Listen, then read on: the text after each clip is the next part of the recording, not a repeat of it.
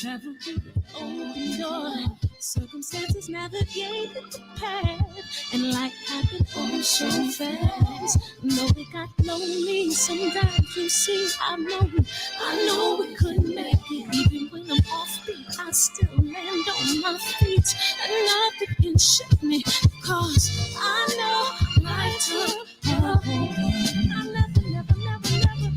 This is where I am destined to be. I'm not ready to give up. I believe in the miracle of life. Life's a play for no rehearsal. Learn quickly, they'll come for your role. Games can play, can't take it personal. Cause the devil is a liar. I'm telling you the truth. It's all in what you do. Some things you gotta do. Fight for millions. Second, see the blessing in it. But much expected, much is given. One that made the living, now I'm giving back to children. Never let the power come first before your happiness. Yes, you can be the best if you go the distance. Mix a little sweat with your persistence. You know that the best things are never instant. Just shine up, let them see your brilliance. Get up, open up your eyes now. It's the moment of truth. No backing down. We're bringing it tonight. Oh, for the children, it's a given. You gotta give it, be a blessing. This my personal statement. Run the game like I'm aces. Learn and develop patience, determined to be the greatest. Yeah, bobbing and weaving, they changing up like the seasons. Indigenous to the grind, so I do it for all my people. Jabbing the competition, back up against the ropes. You fighting for recognition. I'm fighting just to promote equality where we lack it. Or cancer slowing our road. I'm confident we'll make it. We focus on common goals. Yeah. Give back, give love, give insult away. Never give up, stand tall to fight another day. 2 toes, 2 feet, I stand on the ground. I'm going wrestle and fight this final round. Life's a play for no rehearsal. Learn quickly, they'll come for your role. Games you play, can't take it personal. Cause the devil is a liar. It's all in what you do. Things you gotta do. Hey, hey, hey, hey, hey. Dun, dun, dun, dun, dun. Ooh. JP, but we gonna call him JQ. What's up, Utah? Birdman. Check hook, right? Check hook. D-Man, what it do? West Virginia in the building. Jeff Smith, what's up, man? We started a little bit early. It's okay. A little bit more of the barbershop ain't never hurt nobody. AJ. What's up, KJ? AJ and KJ. Okay, Club 57. What it do? Mississippi King, yes, sir. Going down like a plane crash. And that's everybody, because we here a little bit early, man. Where's love is the word? What's up, Daniel? Bring Bud to the shot. They're going to have to pay me for that, because that shit'll stop boxing. If Bud come in here, you got to pay me for that one. Nah. That won't be free. Anyways, man. Yeah, man. Happy G-Day. Darren, happy G-Day, big homie. Happy G-Day, man. Happy G-Day. October 26th is a great day, ain't it? Isn't it? We're going to celebrate your birthday. But first, we're gonna play this trailer, man. I appreciate the people supporting. We just got in another a film festival reached out to me today, man. You know, it's just astounding, man, how the jurors respect this film, man. And y'all should too. So click the link. What? I said Malcolm alleged that some of Elijah's women were underage secretaries. And can you expound on that? Yeah, I guess they were, because they were there. I seen them myself. It's all true. Good evening, messenger. Allah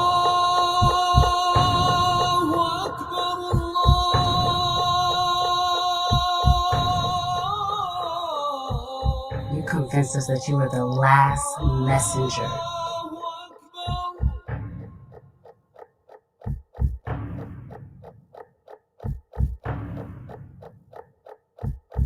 How many other bastard children do you have? At least 15. At least 15. And I called What? myself God. I said Malcolm alleged. Man, you can't make this shit up, man. Welcome to the show, y'all, man. I appreciate y'all, man. Thank you guys for coming in, man. And I just dropped like I guess I got to use a pen. Yeah, welcome to the show, man. Tiffany Tony will be here any minute now, any minute, 9:15. She's scheduled to come in, man. And I appreciate you guys coming in here early, coming in here often, man. Thank you. Thank you. We need an earlier time. It's no other time. You know what I mean? Ain't no other time during the day, man. Everyone locked in and got their time stamps. You know what I mean? I don't want to step on nobody's toes, man. But the barbershop, man, we get to hang loose, man. And you know what I mean? You got your brown paper bag, you can smoke something, you can drink something, man. You can, you know what I mean? You can leave your kids on the couch. You know what I mean? I mean, we got options, man. You got so many different ways to watch this show, man. You know what I mean? This is like boxing after dark on YouTube. But yeah, man. You know what I thought about too, man, is doing like a Craig Facts is a hell of a podcast. I really love that. And I was thinking getting 5 to 7 guys and we actually do a barbershop show like monthly or bi-monthly or something like that and just do a great show. You know, I was thinking about that as well. But yeah, man, maybe I need some guys in LA. You know what I mean? And we just getting in, we powwow, you know what I mean? We need the atheist in that motherfucker, man. I would love to have an atheist in Oh, I got you, Birdman, for sure, for sure. I definitely like to do so. I got to find a barbershop though. You know what I mean? I would need 2 cameras and stuff like that. It wouldn't be it's just not expensive, but it's just the planning of it. But yeah, man. So I listened to half of I didn't get a chance to finish Brian Custer's whole interview. I listened to half of it, and he kind of quoted me. Is it me or did Terrence Crawford quote me? He quoted me word for word, basically. You know what I mean? Terrence Crawford. I mean, Sean Porter ain't had a knockout in 4.5 years. When was the last time he had a knockout? You know what I mean? And he's right. I don't think Sean Porter is going to be able to. I think Sean Porter is going to hurt him. He's going to get his attention. It's a fight. But stopping Bud, I don't think so. You know what I mean? I don't think they can even come up with the game plan to even, you know what I mean? You know what I mean? I just don't see it, man. I'm gonna just talk for 15 minutes and then I open up the phone lines once we get through half the interview and stuff like that. But I don't see it in that interview. And then part 2 of the show is Ugas. Man, I feel bad for Ugas, man. I and this ain't on no, not just okay, like condemning Al Haymon or anything like that, but just how does a man go through 12 years of grade school and is not and doesn't get a chance to walk across the stage with his classmates? That's kind of where I see it. He did everything that was asked of him. It on the outside looking in, you know, and it's just not working out for him, man. And he is just going through it, man. And I think that he should get a lawyer. He should get a lawyer because I don't think his manager, Louis DeCoupis, and now that we know Al Heyman's a manager, Al Heyman's a manager of. It's amazing how Al Heyman is a manager of the managers, but I don't think they have his best interest. They're going to do protocol, obviously, because they don't let the cat out the bag. But man, Ugas is in a compromised position, man, and this is just not fair. You know, it's not fair for especially him.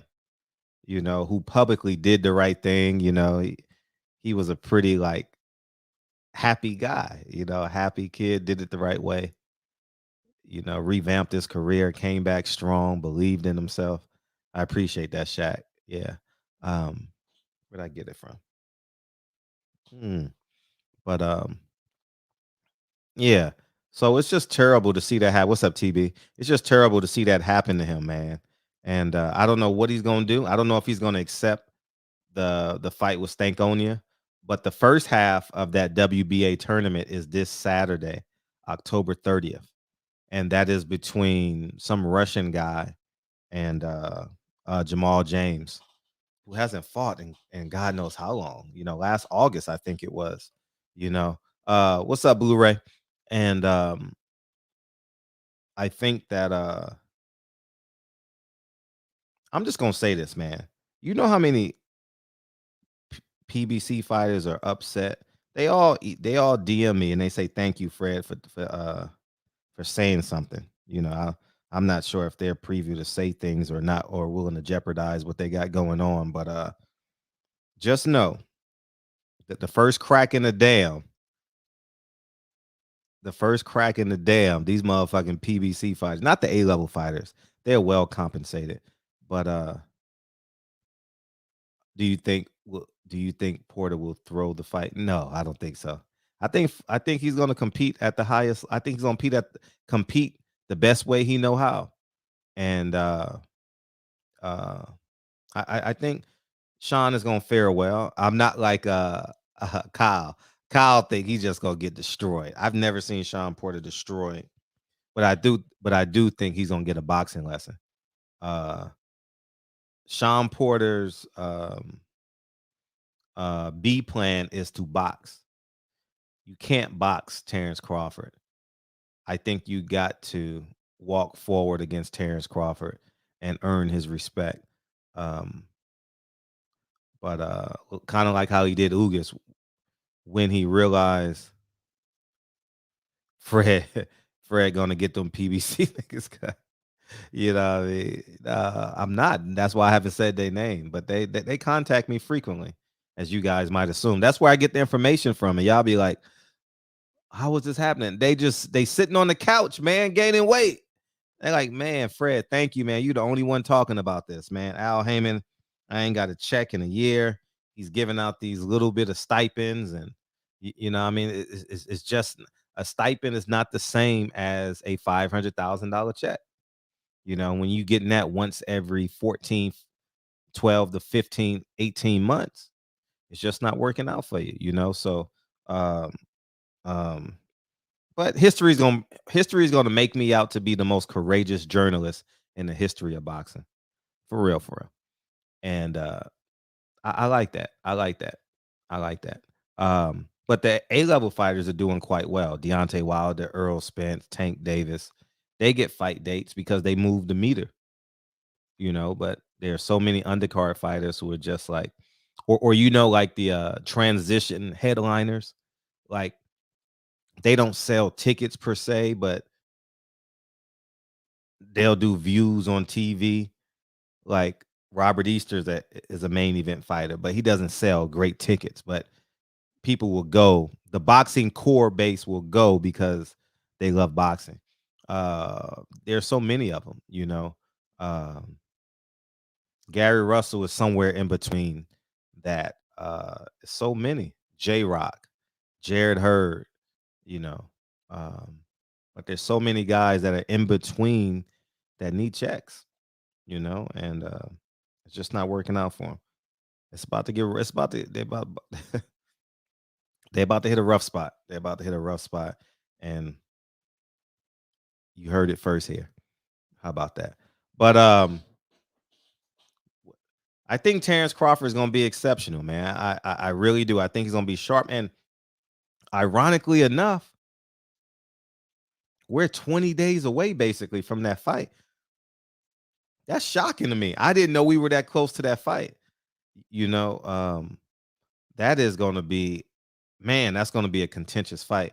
Hopefully the tickets are doing well. They're selling. I'm not buying that fight just because I don't fuck with them. You know what I mean? I don't mess with the Porters or the Crawford, so why would I give them my money? I'm not Bobo the fool that says Christianity says forgive and try and be best friends again. Where they do that at? I ain't doing that. So y'all do what y'all want to do, but I'm not buying the pay-per-view. I'll watch it somehow, some way. You know what I mean? So I don't really necessarily need new friends. You know what I mean? I'm not that humble black dude that media and the universe wants us to be. You know what I mean? I'm just not. I'm not. I've never been that dude. Any word on the undercard for that's interesting because I don't know if I'm very interested in that undercard because obviously it's going to be a WBO fighter, right? In that weight class. I don't know who they're going to pick, but it got to be somebody they may want to showcase because the winner may have to fight them. They may use his public profile so he doesn't so they can, navigate around the next fight. But that WBA and for those of you who are in question, I know I'm flipping and flopping, um, questioning whether Al Heyman and WBA is behind it. Well, who's sanctioning Jamal James' fight? What's up, L Dub? Who's sanctioning the fight? The WBA is sanctioning an Al Heyman card. Who's paying the fighters? Who's paying the sanctioning fees? Al Heyman. So although his name is not behind it, his money is. You know what I mean? His money is behind it. So at the end of the day, he is funding what the WBA says to do because if they didn't want it, then they wouldn't do it. They wouldn't sanction the fight. And they would make it a 10-round fight like they doing all Canelo undercard fights uh are 10-round fights because they only could pay Al Heyman. I mean, they only could pay Canelo. So they're not so they can't sanction the fights. You know what I mean? So uh so that's real interesting. So if you want to know the devil in the details, just check the line of consistencies and it'll tell you the truth. But it is what it is, man. And it's sad what's happening to Ugas, man. This Ugas play is terrible, man. Whew. This Ugas play is, man, I feel bad for the kid, man. I feel really bad for the kid, man. 1 second. Yeah, it's bad. Hey, speaking of that, I just got the. Did anybody see the Rolly workout video?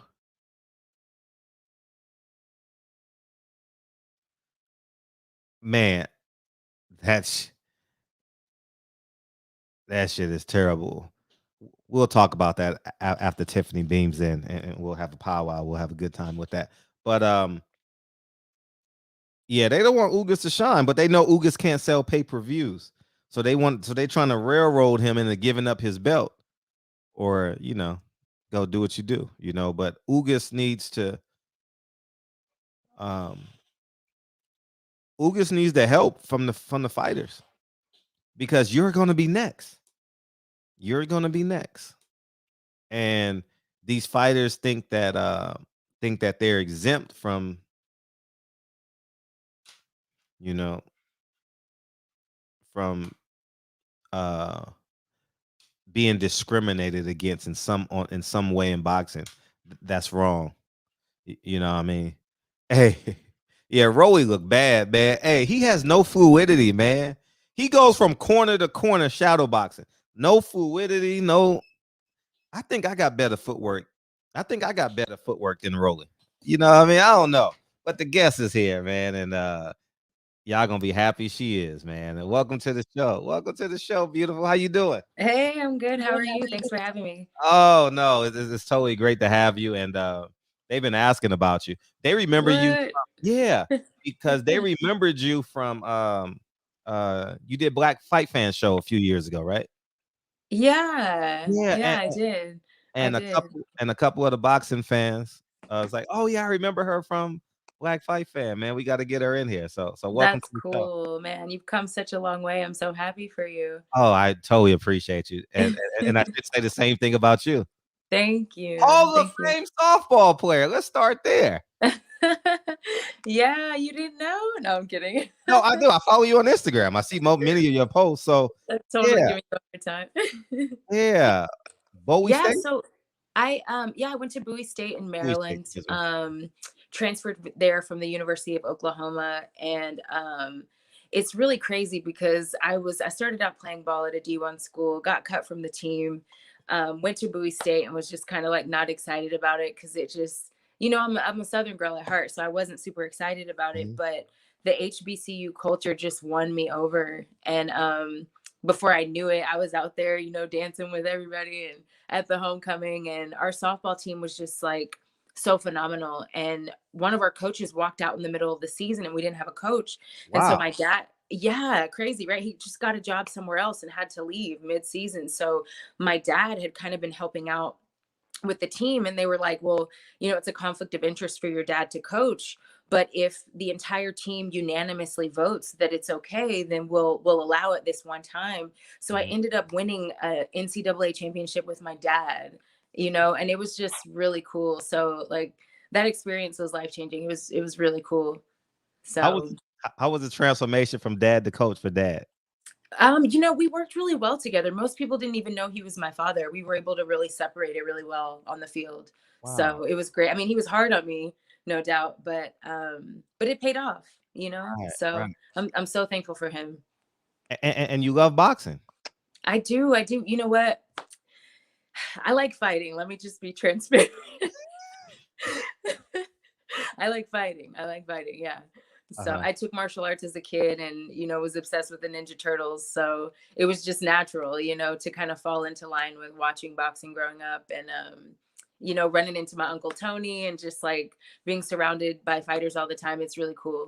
Mhm. So Did you know James Tony was your uncle as a child, or did you fall no, into it? it's really kind of crazy. I ran into him at sorry, I'm knocking things over. I ran into him at Buddy McGirt's gym randomly, and I was like, I just kind of walked up to him and was like, "Hey, I think I'm your niece." And so we just kind of started investigating. And as soon as we realized that we were actually related, he was like, "All right, put your wraps on." Like immediately just started wrapping my hands and had me hitting the speed bag. So that was how it went down. Wow. And you actually had a couple professional fights, yeah? Um, I did this like amateur beauty boxing match thing, if you want to call it that. I mean, I was knocking people out, but it definitely wasn't. It definitely wasn't a professional fight. I'm an actor, so uh-huh. it was my taste at getting in the ring. And to be honest, like on a professional level, I just don't know if I could do it. It's the scariest thing I've ever done in my life. Really? So much respect to everybody out there doing this for a living. So Why was it the scariest thing you've ever done? I mean, gosh, it's like, who wants to get knocked out with a big camera in your face? You know what I mean? Like, it's terrifying. And so it was a beauty match, right? So I'm thinking, oh yeah, we're doing this for charity. Like, I'm all excited, and I'm looking at the girl across the ring, like, we good, right? Like, this is for charity, right? And she hit me so hard as soon as the bell rang. I went flying through the ropes, and there was this giant camera in my face. And I was just like, and then something in my head snapped, and I was like, okay, like, I'm really about to have to take this girl down. And that was how it went. So, but it's not something I want to do again. Uh, and who's some of your favorite fighters, male and female? Man, it's interesting. I have been making a film for the last year, so I've been kind of in a bubble and I haven't been keeping up. But I definitely like Deontay Wilder. I was really, sad to see him take that loss recently. But I like him. I like him a lot. I like his energy, his swag. He really gives a lot of people hope. Mhm. And I think Canelo is absolutely amazing. Definitely can't hate on him at all. Growing up, I was obsessed with Mike Tyson, and of course, my uncle's one of the greats. So, but lately, I haven't been keeping up, man. So you gotta update me. What's going on in my life, bro? No, no, no. I mean, you pretty much said it. Tank Davis has a circus fight coming up December 5th. Canelo fights this upcoming, not this Saturday, but the following Saturday against Caleb Plant. So Nice. that should be interesting in Vegas. And you mentioned you've been in a bubble this past year. What Yeah, bubble have you been in? man, I've been working, man. It's really interesting, and I'm sure a lot of people, watching were either athletes at one time or heavily invested in sports, or maybe they are still athletes. But for me, making the transition from being an athlete to like a regular person in society was really challenging. Like I went through a lot of kind of like depression, because you're like, one part of yourself is dying and then you're discovering a new sense Mm. of who you are. So it was tough for me to make that transition, but I finally figured it out. And in the process, I got something. I wrote a book. All right. It's called The Beauty of Your Strength. So I wrote this book, and I'm also making a feature film. So it's just been really busy year, man. The book is a book of empowering affirmations, and it just helps people, you know, find themselves and heal from trauma, especially people of color. I mean, we've experienced a lot of trauma in our lives, and I think that it's just important that we start having hard conversations with ourselves, you know. So for me, just identifying certain traumas and triggers for me, and why was I behaving in certain ways, and how can I find healthier coping mechanisms, is really what inspired me to write this book. And I kept it short because I know a lot of people don't have time to sit and read. So I just created this 30-day guide to self-love and empowerment. And people can find it on Amazon. It's a really short read. You just read like 1 or 2 pages a day for a month. And it's interesting because a lot of the little stories in here, I went back and read them, and it was like, I think when we look back at ourselves from like who we were 3, 4, and 5 years ago, it's almost like you're looking at somebody else, you know? And so for me reading this, it was like just really rewarding to see like how much I've grown and how far I've come, and some of the things I was able to conquer, you know? So that's what I've been working on. And then the movie, it's called Bora, And Bora. and before we get to the movie, what Yeah. was the tipping point?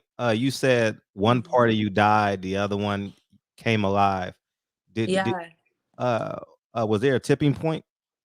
absolutely, man. I think, and I'm just gonna keep it real, like, and I don't know if you can relate to this at all. Hopefully not, for what I'm about to say. Hopefully Uh, not.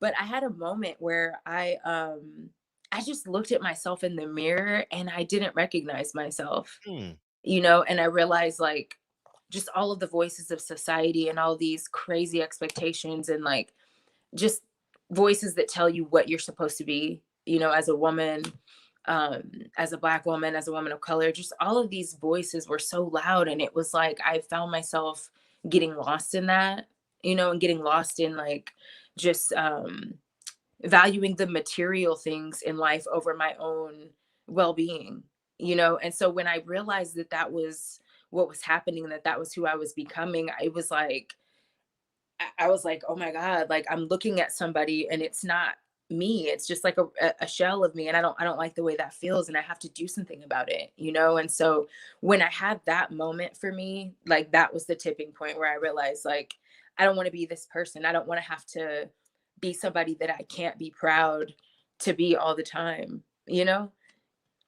hmm. So when that happened, I was like, all right, Tiff, like you got to figure out how you want to contribute to society in a way that is going to be positively remembered, and that's going to have a positive impact, and not just focused on self, you know? So that's the short answer. That's a short answer, and ultimately, it led to I can't roll my tongue, We'll but let you say it the white boy way, okay? Bora, Or Bora, or but they would love for you to say it in the chat, man. And Bora. but what was the inspiration for this? And you're the lead actress?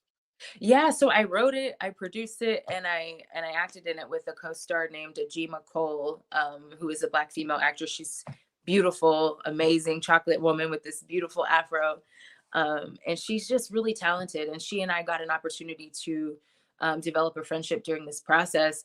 It kind of just started as like you know, like a short script. And then all Mm, of a sudden it just started to take a life of its own. And I was like, no, like this is going to be a feature film. And I just remember the character talking to me, like she was speaking, and I would think I was done writing, and she'd be like, nah, like I got more to say. So I realized that I was sort of being a vessel for this story, that it wasn't even me. It was just like this higher voice was using me to write this story. So, the basis of the story is a girl goes on a road trip to find herself, and she meets this Afro Latina stoner who convinces her to do some not so pleasant things. But the through line of the story is really Black and brown unity, you know, which I think it's really interesting that we're talking about Black and brown unity on a boxing podcast, because let's be real, it's so often in the boxing community, Black and brown people are, we're always fighting. And so it's like, where do we draw the line between that being entertainment and that really being the through line in terms of our cultural identity, you know? No, no, no, you're absolutely right. And literally fighting. Literally Yeah. fighting. Yeah. Yeah. You Yeah. so you how long did it take to write the film? Man, it took only like this, and this is not normal. It took about 6 weeks to write it. That's What? very fast. That's how I knew it wasn't even me. I was just like shoot like a puppet on strings, and there were some changes made along the way throughout the year that it took to make this movie. But yeah, it was just like pouring out of my fingertips, man. It's crazy. It usually takes people like years to get scripts done, maybe 6 months to a year sometimes, but it was just, that's how I knew it was going to be special, Uh-huh. Right, right. so No, no, you're yeah. absolutely right, because I still haven't put pen to paper yet on my next project. And What you but waiting on? yeah, because great question. I'm waiting for it to give birth to itself, because I got time, Right. right? So I'm allowing it to give birth to itself. So I'm writing a script in my head. I'm Right. playing Right. I'm playing with the scenes. I'm playing with the actors in my head. And Yeah. but I applaud you. 6 weeks for a Thank full you, length feature. That man. is It that is astounding. that's never happened to me before either. So I was really, I mean, it surprised me. Mhm. How many projects have you done in the past? So I went to school for film and television, and I actually have written a few shorts. I've written 3 feature film scripts, but this is the first one that I actually moved on. It's just like everything sort of just Wow. fell into place, So um, it's definitely been a journey, definitely a roller coaster. Had to fire some people, had to recast some people, had to rework some scenes, had to move into a smaller spot because I wanted to put the money into the film instead of into my, Wow. get my nails done. You absolutely So went all in on this project. I did, man. I really, really did. So, and we're not done yet. I mean, we just finished up principal photography, and now we're in post production. So, yeah, Wow. yeah. So when do you expect it to come to fruition? So we're hoping to release the film on streaming platforms and in theaters around Halloween of 2022. So actually, I'm going to show you the mask. This is the Dia de los Muertos mask Uh, that the character wears in the movie. So uh, if you guys go to Bora the movie on Instagram, uh-huh. at Bora the movie, you can see kind of like some of the shots and little clips here and there, the trailer, so you can kind of get a feel for what the film is about. Mhm. You absolutely funded this. You funded a full length feature. Uh, the gods were on my side. Wow. Yeah. Yeah. Speak to some Yeah. of the sacrifices. I'll tell you what I did on my first documentary. Hmm. I melted my jewelry to pay for Wow. I to pay for my first documentary. It was on 2 NBA basketball players, and Hmm. I said I had to get it done. Right. You When something is on your spirit that strong, it's like you don't even think about the sacrifice. I mean, for me, I was driving a Mercedes trying to be cute here in LA, you know how we do. uh, And and I got rid of it. I gave it back to the bank. I was like, I need to put the money I'm paying on this, I need to put into my film. Went and got myself a little $2,500 Prius off of Craigslist and was like, you know what? Like this movie means more to me because it's going to create more opportunity for me. Moved into a smaller place, like just a lot of sacrifices. And then the pandemic hit. So it was like, oh, glad I did all that. you know? wow. Yeah. That So is it's, that is thoroughly impressive, and I know that we're gonna support the project October 2022. S yeah. so is the goal to, stream it and then pitch it, or pitch it in this window of time? So we're going to be pitching it all the way up until it's released. We already have been having some really great conversations. Really? Certain things I can't necessarily talk about yet, but Omar Gooding is in the film. Uh, Oh, Omar. yeah, Noel G is in the film. Zab Judah made a cameo. So it's just phenomenal at the support.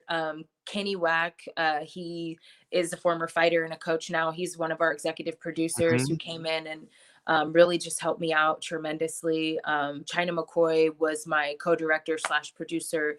He doubled Morpheus on The Matrix. I don't know if you know him, but he and I teach, actually we teach fight classes for actors called Fight for Film.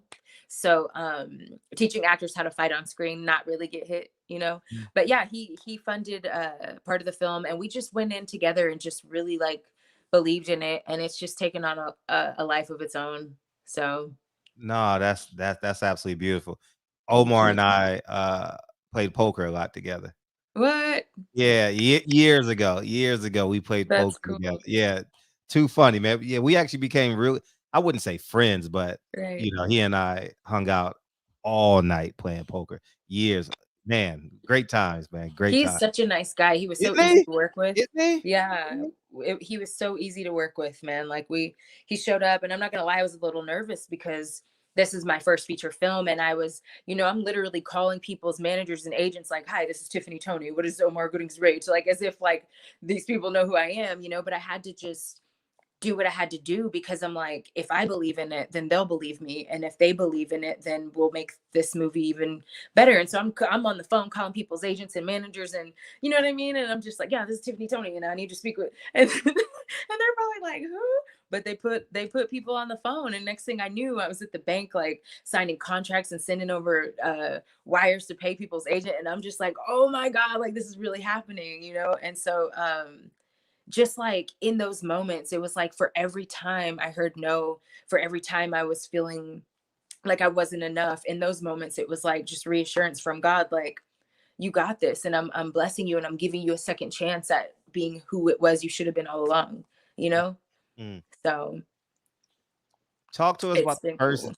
Yeah. Oh, no, what you're doing is astounding. People Thank like, you. I did a short film and I had 15 to 20 moving parts, right? Mm-hmm. And like between the makeup, the two cameras, the photographer, the actors, the actresses. Yeah, Oh man, renting the studio. Man, it's a lot. what a lot. Man. Man, so like imagine like I'm over here, I'm like, okay, trying not to be nervous. I'm telling Omar, okay, so this is what we're gonna do, this is what we're gonna do. Then I gotta go and put my actor's hat on, and then my camera guy's like, all right, Tiff, say action. And I'm like, no, I need you to say action because I gotta act now in the scene with him. And I'm wearing like, then I still gotta order the food. Like it was a lot, but it was so wonderful.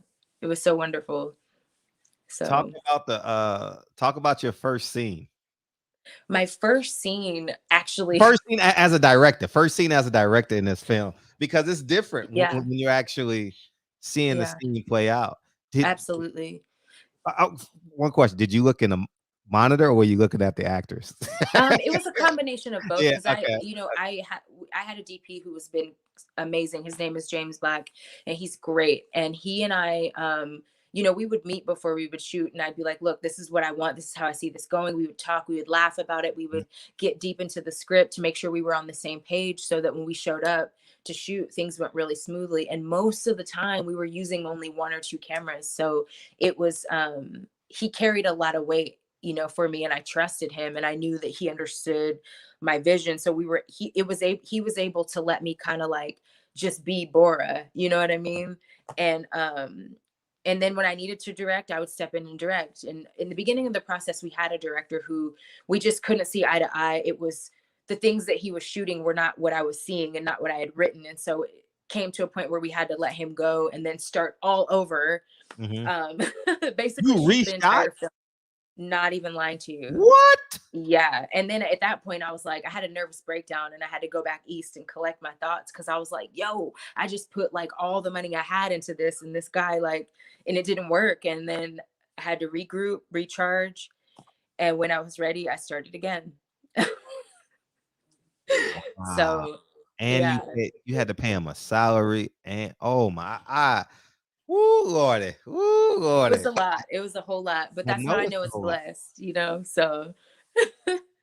But to answer your question, my first scene that I directed, after we started again, my first scene that I directed, what was it?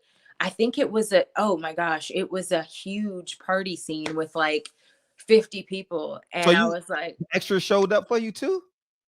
yes. Oh Yes. my gosh. Man, so many people, I'm telling you, from the Black and Latino community, Oh, that's Mexican dope. communities, cholos showed up with their lowriders. Like, they just, when they saw the trailer and they saw when I went and met with them, I literally went into the neighborhoods with the cholos and was like, hi. Like, I sent them my trailer on Instagram. Next thing I knew, I'm meeting with them. Then they're like, oh, we got music that's gonna be perfect for the film. So it was just like everything lined up, you know. And I'm in neighborhoods that I probably had no business in. I probably wasn't even safe, but I knew God had me, you know. And like, when I went to these meetings, people just, they saw the vision so clear and they believed in it so much that they were like, what can we do for you? And when I tell you, like, 10 lowriders pulled up, didn't even want money from me, just pulled up like, we got you, you know. And like, just magical things like that just happened throughout this entire process. And that's how I knew, like, okay, like, this is what I'm doing is special and it's going to change the world, you know? I can't wait to see that scene. You had a whole Yes. scene that was volunteered. I'm telling you. And me and my team took care of people when we could, and we took Oh, I care of get people that. how we Yeah. could, you know what I mean? But they showed up expecting nothing. That's the beauty of it, you know?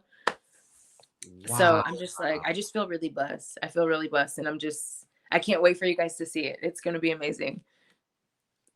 You know, it's see, I've been on that side of the camera. So when you get a scene finance, each Mhm. scene in a movie is literally like if you pay the true salaries, thousands upon thousands I of dollars. know. You I know. understand what I'm saying? So I do. no, I'm speaking to the people in the in the Oh, chat. I'm like, Yeah. funny. Yeah, but dude, that is dope as hell. That Man. is flipping phenomenal. And so meetings are going well. Yeah. Yeah, they are. And it's even the film in its incomplete form, I've been able to show bits and pieces of it to like mentors of mine that like work for Lionsgate and like just crazy places like that. And they're like giving me good feedback. And so I'm like, okay, like, you know, and it's just, I don't know exactly where the film will land. We're looking at a few different options, but I know that it's gonna do what it's supposed to do. And what it's supposed to do is get Black and brown people to have a sense of empathy for each other and bring us closer together, and you know, hopefully get us to move the way we should move for Mm. one another. And so that's really my mission, you know. So Was there a moment that inspired this project in your life? man, you know, I pray a lot and I meditate a lot. And I just remember God saying to me, you know, growing up as a kid, I always felt like I kind of didn't fit. I didn't fit with Black people. I didn't fit with Latino people. I was kind of just in this weird, like, Hmm. middle ground, you know? And so I always found myself just questioning, like, why is it that I never feel like I don't ever fit into one group? And I think I questioned that all the way into my adulthood. And I just Hmm. remember God saying to me, it's because you're supposed to bridge the gap, you know? And so for me, understanding that there is a gap that needs to be bridged for a bigger purpose than most people even understand right now, um, and the power in that unity, that is what drove this film. Wow. Yeah. And and you're mixed with I'm a Blaxican. you're like, but you were you were born in I was Hawaii, actually born in Hawaii. Yeah. raised in So, Texas. I like, just saw your post. nationality wise, I'm Hawaiian. Isn't that crazy? Yeah. So, my dad was in the military. We moved a lot. So, we were all Hmm. over the map, man. That's impressive, man. And you know, I was studying you for your for this interview. And What'd you find out? Any good no, stuff? check this Anything out. Oh, juicy? great stuff, great stuff. But I mean, I've been knowing you for years, but the I was thinking, what's on Tiffany's bucket list? And you know the word that came to me? What? Everything. Man, you know what's so funny about that? I literally have a physical bucket list. It's so funny you say Really? that. I Oh, do. what's Yeah. on it, by the way? Man, writing a book was on it for sure. Making a feature film was definitely one of the things on it. I still want to go to Greece. I haven't been to Greece. Have not been to any of the Asian countries yet. So I really want to make that happen. Mhm. And then I want to buy my parents a house. Yeah. So where are your parents currently? they live in Maryland right now. Oh. Looking to move somewhere warmer. Yeah. That retirement age, right? Yeah, them Yeah. bones be squeaking. Right. Yeah, man, they've poured into me so much, man. I had like the most amazing parents that were able to take like a loaf of bread and make it feel like it was a whole feast. You know, like they just Wow. have always believed in me even when they had nothing, you know, and they were young parents, they didn't have much, but they just like found a way, you know. So I feel that I just owe them so much.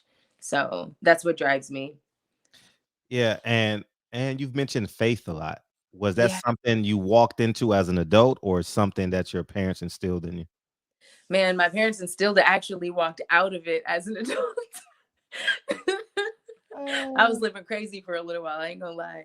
But I had to I had to find my own path, you know. Uh-huh. So it's definitely important to me, you know. I know I joke around a lot just because like I mean, we have to laugh at ourselves, but no, my family was super Christian. Like at Uh, one we had so many religions now that I think about it. At one point we were Seventh-day Adventists, then we were Methodists, then we were Baptists. I was like, wait, what's you know? So but it was all with good intention, you know? mm. So what was the spark of coming back to your faith? You know, my dad always used to tell me, you know, all money ain't good money. He was telling me this when I was like 8, and I'm like, Mm. what does that mean? I'm 8, you know? But moving to LA, man, there's just like so much temptation. Like doing the wrong thing in a city like this is so easy, you know? Like, especially as a beautiful woman in a place like this, it's just like literally every corner is like sell your soul, and like I'm sure there's people watching who may or may not believe that like spiritual warfare is a real thing, or you know, maybe it just hasn't had the impact on their life that it's had on mine. But my life has been crazy, man. Like my spiritual wars have been like really hard, you know. And so I'll never forget. I went to visit a friend in Sacramento and she asked me to go to church with her. And we had been like turned up the night before. And I was like, I don't know if I feel right going into the church after last night. You know, we were out late till like 4 a.m. Church started at 7. I'm like, girl, like we ain't even got time to change our clothes. But we went anyway. And when I got there, this woman, I'd never met anybody at this church before. And this lady pointed at me and she was like, the devil is coming and he's coming hard for you. And then I was just like, why me? You know, and then sure enough, the next year of my life was so crazy, so chaotic. Oh, do we have to go? No, no. Someone wanted to call in and talk to you Oh, so bad. Go ahead. okay. No, I ain't gonna talk to that bad, man. I'm like, oh, am I getting cut off What's like up, the future? What's up, Oscar? Hall of Fame Archangel? What was that? What's up, Hall of Fame Archangel? How you doing? Hi, I'm good. How are you? Who is this? DeAndre, Oh, hello, Dre. How are you? how are you doing? I love the I'm show. doing all And right. by the way, you got the best host on the planet, Frederick. Frederick is the man. Oh, Okay, thank no you. one says.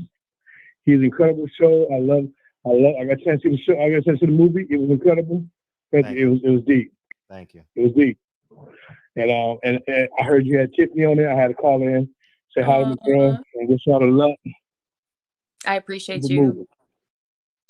Yeah, Good Dre's movie. always been a major supporter of mine, man. Like, just like always popping up at the right times, you know, like just like now. I'm doing it. Yeah, but it's been an honor, man, knowing this girl. Unbelievable athlete, Frederick. When I say athlete, Uh-huh. dude, Uh-huh. unbelievable athlete. Thank you. A Hall of Famer. Oh yeah, Hall of Famers. Like myself, we Hall of Famers, man. So we do. And she was a credible archangel in training. So she was a credible archangel in training, and it was great. The ride is not over yet for me, and I just got I just got this one deal, with the TV show. I got the Queen of the Rose. We start filming in Albuquerque. Well, look at New Orleans. First part of the year, probably we're looking at Discovery for the show, but it's gonna be great. Congratulations. Thank you. We finally got that deal done, and I'm happy about it. And the structure's all in place. It's gonna be fun. But whatever you got, Tiff, I got you. I'm there. I What appreciate you you, need, man. let me know. Thank you so much. Let Much me know. love. It was good seeing you too at the softball game too.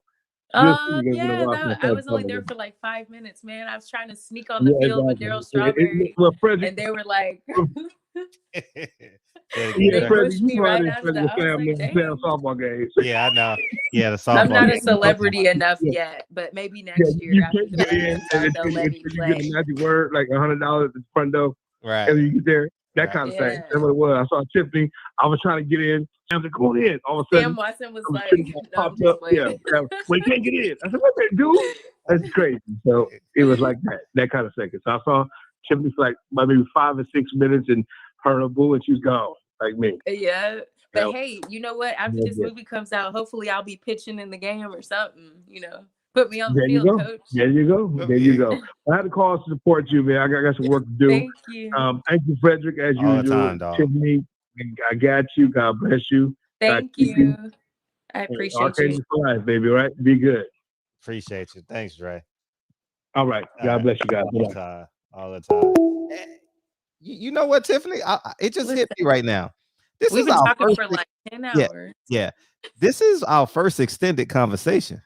I know, right? Like I didn't even know you before this, really, when you think about it.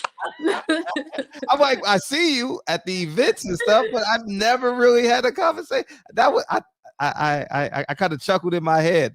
Yeah. Listening Well, to it's you. probably best that we waited till now because if you had a conversation with me years ago, you would have hated me probably. I've grown a lot, man. I've grown a lot. No. So post production. Yeah. What goes into that? So the people that are listening can understand. I know, but just So for those people who've never made a movie before, or maybe some of you have, post production is literally just going through every single shot, every single video and audio file, and piecing them together to make what's going to be the final version of this film. And then sometimes you see that final version and you realize, this isn't what I want. So then you have to go back in and rearrange the puzzle pieces and make them all fit. A lot goes into it, from music to special effects. Sometimes, like for example, if somebody gets, shot or stabbed, or if there's a wound in the film, sometimes you have to accentuate that with special effects. So yeah, it's just a lot of work, a lot of work. So how many editors do you have on it? Right now I'm working with 2 people, but I'm thinking ultimately it's going to end up being 3 to 4 people that touch it before it's finally done. And then as an artist, I think our work, we never feel like it's fully done. We're always like, oh, I could have added the and it's too late because it's already out. But yeah, but you got time to play with it because you have a year. So you got time. So your first cut will probably be when, in March? You expect your first cut to be done? Yeah, expecting it around that time. And then hopefully the final cut will be a month or 2 after that. Hopefully. And then I want to go ahead and just start with the marketing and just like putting it out there and pitching it. And, I've got some really great people that believe in me. So I'm just doing my part. So no, that's absolutely astounding, man. And thank you. October 2022, we'll be glued. We'll be glued on our smart devices, checking out Bora. Hey man, when we gonna hit these batting cages though? Stop playing. Yeah. man, I seen you. Nah, I don't want no parts of that. It's funny because I tell Sam like when I used to go watch Sam play, he says, Fred, you look in good shape. Why don't you play? I says, man, bat and ball, nah, that don't work. My hand-eye coordination with that is just no bueno. No, it's weird, man. I played baseball as a kid, but me hitting a ball was real sporadic. Like you throw a curveball to me, I would duck. You know what I mean? Like I think the ball was gonna hit me, but I was a young kid at that time. But I picked up a bigger ball and ended up being basketball, and that actually worked out. October 22nd, 2022, y'all.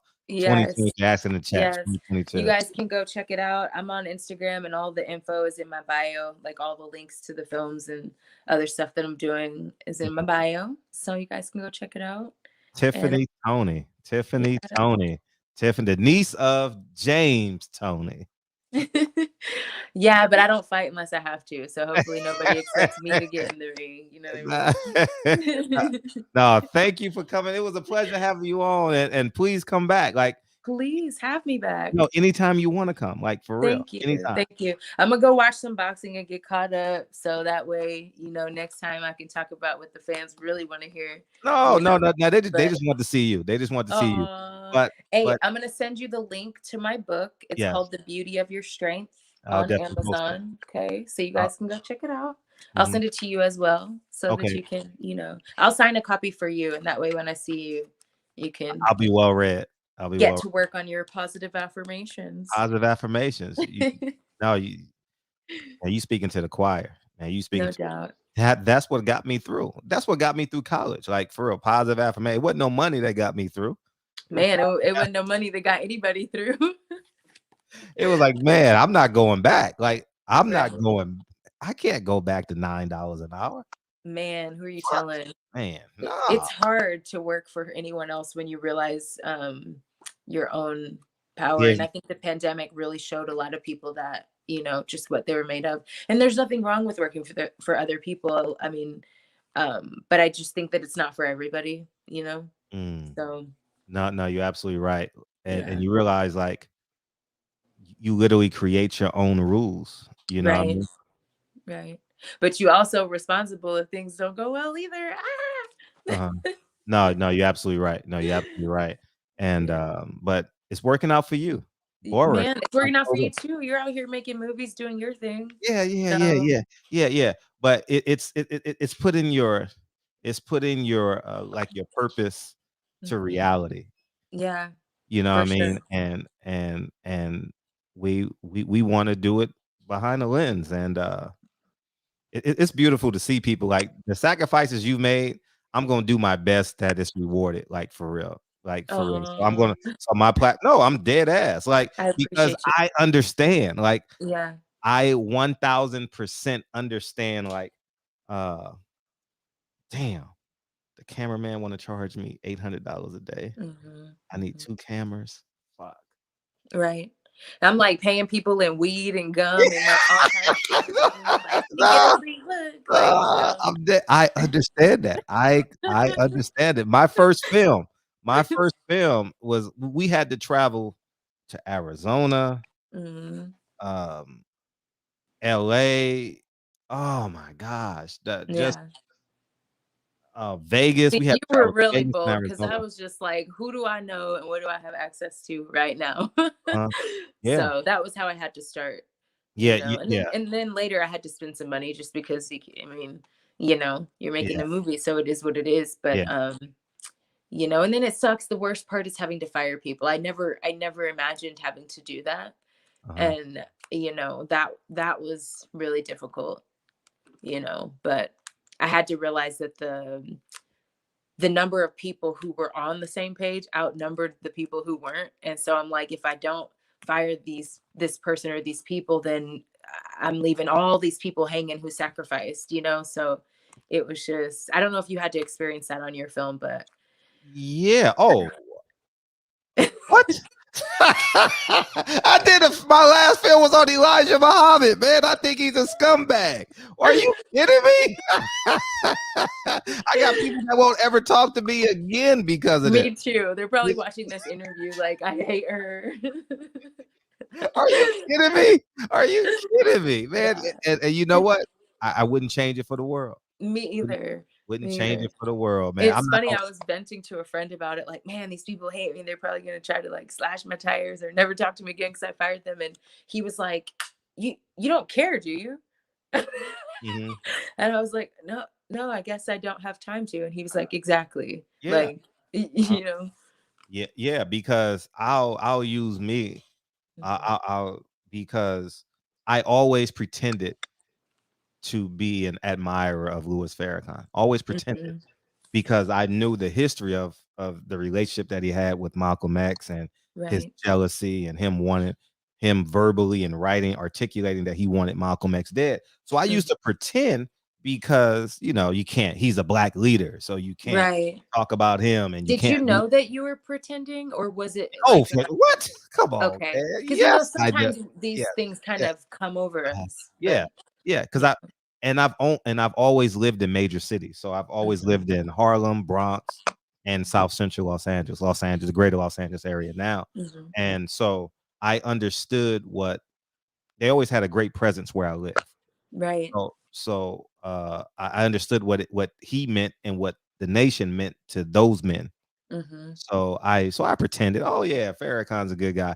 And I swear Yeah. before God, it was sometime during quarantine. I was like, do the film, Fred. Do the film. Mm-hmm. Do it. And the momentum got bigger Mm. and bigger. And I said, I'm doing it. And Yeah. and I never looked back. And shit, we in 27 film festivals now. It's amazing. And That is only so and check this out: 27 film festivals, and 20 have reached out to me. wow. Can you believe that? How long is the film? 15 minutes. 15 minutes. Okay. Short Okay. film. And, Yeah. and, and it's gonna be a full-length feature at some point. Right. Right. Yeah, Well, but we'll talk. I mean, maybe you can somehow distribute or monetize the version that you have now until you get there, yeah, So yeah, yeah, if yeah, I yeah, can yeah. help in any way. Yeah, for Yeah. sure. I Yeah. have it on Vimeo, so we sold a few thousand copies so far. But That's obviously, amazing. I need a broader audience. I definitely Yeah. got to get it to a broader audience. So I got to keep on advertising is really, really expensive. You know what I mean? Like Mhm. like the same amount, the same budget you spend on making the film, you really got to put that same budget into marketing. Like I know. it's It's that's challenging. no, it's very Yeah. challenging, and that's why Yeah. word of mouth curbs that but Mhm. uh it's gotta Demetrius says salute Fred Tiffany, Hello. you are beautiful. Did you know your uncle fights October 29th versus Jeremy Williams? Hi, Blessings to you both. Demetrius. Yeah, I know he's getting in the ring.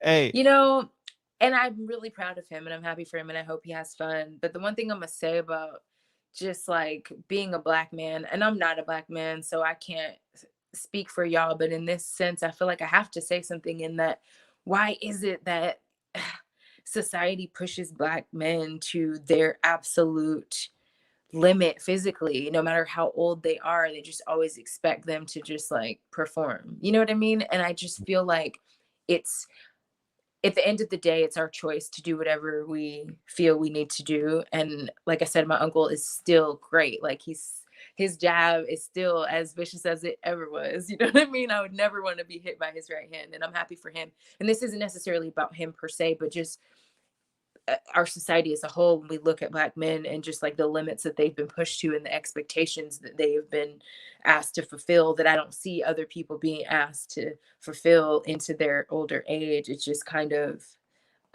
speaks to where we are as a mhm. society and how much work we still have to do. I just find it somewhat disrespectful. Yeah, But I'm proud of him, like specifically him in that fight. And I think it's gonna be great. I think he's gonna have a good time and I'm happy for him. But I just think in general, like, like when we look at Holyfield and we look at Tyson and we look at all these people who we have so much respect for, like, how do we define that respect and how long are we gonna like ask them to do this? It's just I don't know. That's uh, just those are just my thoughts. But and and you just sparked a thought in me.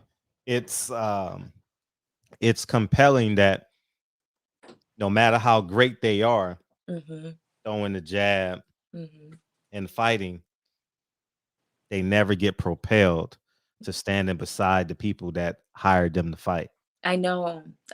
You get what I'm Which saying? is Like, yeah, I 120%. This is why like I this is why we make our own films and aren't working mm, with the studio right now. Not to say that if a studio came up and the opportunity was great that we wouldn't take it, but the fact that we got to have 10 lawyers read our contract to make sure we not strung out and homeless after we make these films that we just sold our cars and homes to make.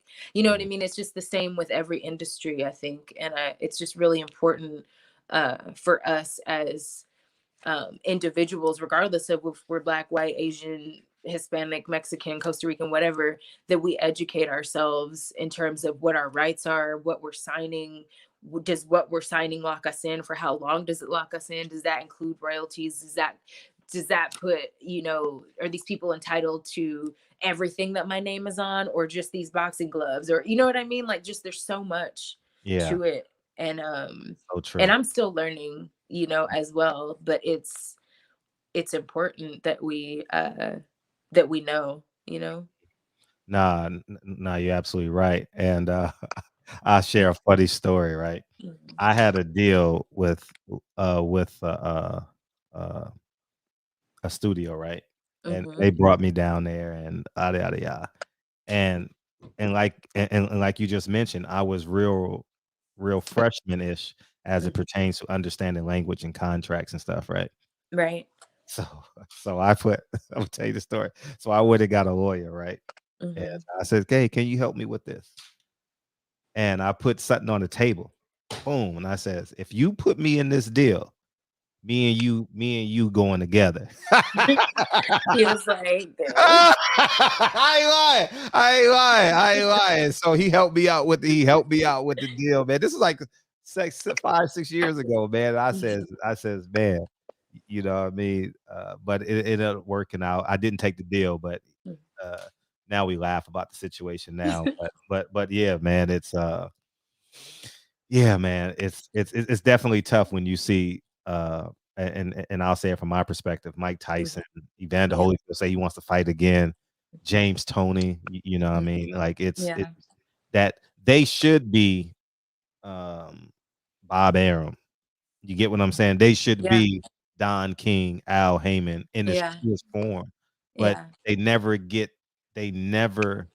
because their groups are so strong, like Right. between the networks, the stadiums, and Yeah. everything else, that they don't allow these people to get in, Right. and And the system, the system just wasn't built that way, and it's I'm not really sure how to repair that, or if it's just that new systems have to be built entirely. I don't really know, what the answer is. I remember just getting to know some of the fighters when I worked at a gym back in the day, and just like watching how hard they work for such Whew. little money, and I'm just like, so some of them became my friends, and I would tell them, like, make sure that you are using this as a platform to leverage other things that you're good at and other things that you want to do. You got to know that this isn't for most people that go into this game, as whether you're a professional football player, basketball player, boxer, whatever, there you've got to be good at other things, because not everybody's going to be Floyd, so it's just um and if you're not good at other things, find something to be good at, and Yeah, figure it out, yeah, and even if it's just one other thing, and that boxing is just your platform to get you in the door to start your own line of boxing gloves, or create your own protein bar, or whatever it is. Like, I just think that we as athletes, we're sold this dream that we're going to be great forever, and it that's comes right. to an end. Even for me as a pro athlete, I played pro ball in Europe, and them last few games of my last season, I was like, like, what am I going to do with my life? Like, I started freaking out, and lucky for me, I had gone to college, but not, and that doesn't even mean anything, because I'm not even using that degree, but a lot of people aren't able to do that, so it's just a matter of like enjoying the good times while they last, but also preparing for the next phase of life. And I think we Right. need to do better at just pouring that knowledge into the generations that are coming after us. So, No, you're 1000% right. And just to bring the point home, you mentioned Floyd, as great as Floyd Mayweather is, mhm. he has a promotional company that's basically a skeleton. I mean, he has one Yeah, fighter, yeah, Tank Davis. Everyone else is just, mhm. I mean, you know, average fighters in terms of name recognition. Right. Uh, And then there's so many fighters now, so it's mhm. just like, Yeah, you know, yeah. No, you're right. But he doesn't. But he doesn't even have a piece of the pie. People think he right. has a piece of the pie because he's Floyd Mayweather, but he Mhm. really doesn't really truly have a piece of the pie in terms of the boxing landscape. Yeah, I Like hear you. pulling the strings, making the moves. he Right. doesn't have that, So, it's great conversation. We Great. could go on all Yeah, day. great conversation, and thank you for coming into the shop. No It was a doubt, no pleasure. doubt. Thank you. You're getting a I lot need of to heart. come get my haircut next time. Is it a real barbershop? Is it No, like it's my office. It's my Oh, office. It's my office. man. But I can do snip snip. That'd be $10.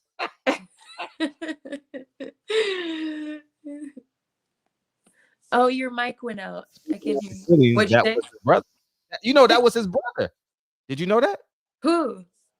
That was let me Oh, the guy that just wrote us? I think you're frozen.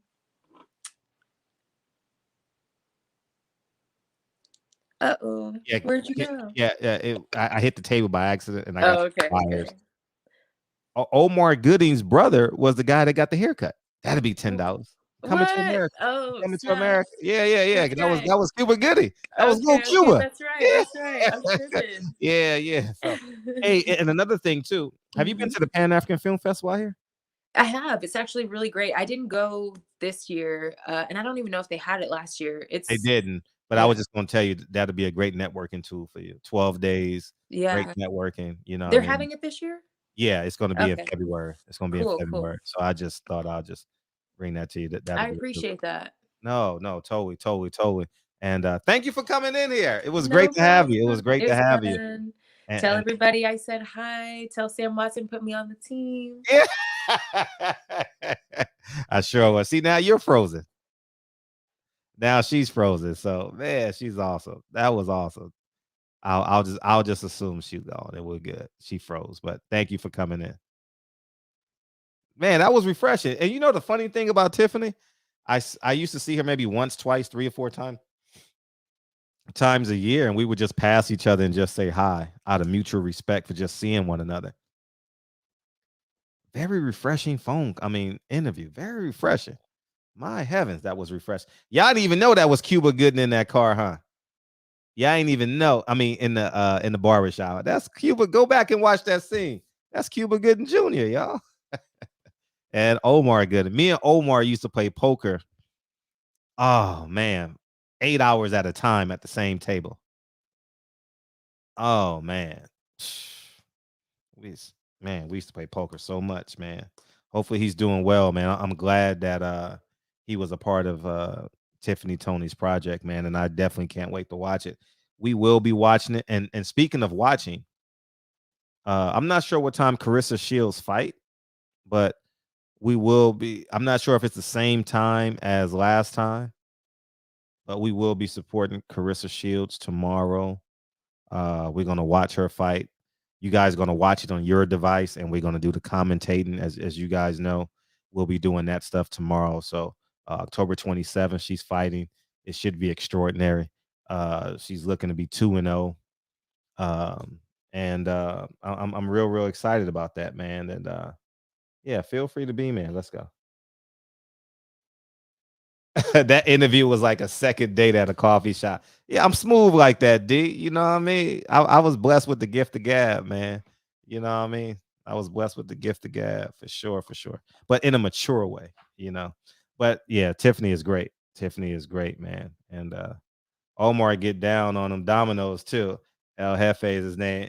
I never played dominoes with him, but I've definitely played hours and days poker with him.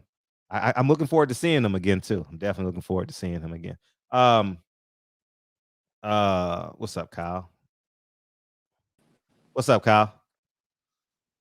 What's going on, Fred? Why you so dark? Man, What happened? Huh? What happened? Your power went out? Nah, man. My TV not on the shit, so shit fucked up. Your TV makes it light. Yeah. You ain't got no light in the room. I got like one little light in here, but it ain't. It's just I gotta put some more lights in here. I just haven't. Okay. Yeah, man. For the interview, that's cool. Well, shit, man. I've been going through hell of shit, man. Today, man. What happened? So they gave my car to somebody else, bro. Okay. And now there's nowhere to be found, bro. Wait, hold up. Who gave your car to somebody else The fucking tow company, bro. that you paid for? Yes, bro. Hold up. No, that shit fucked up, bro. That's why I've been. Shipped it. They shipped your car. Yeah.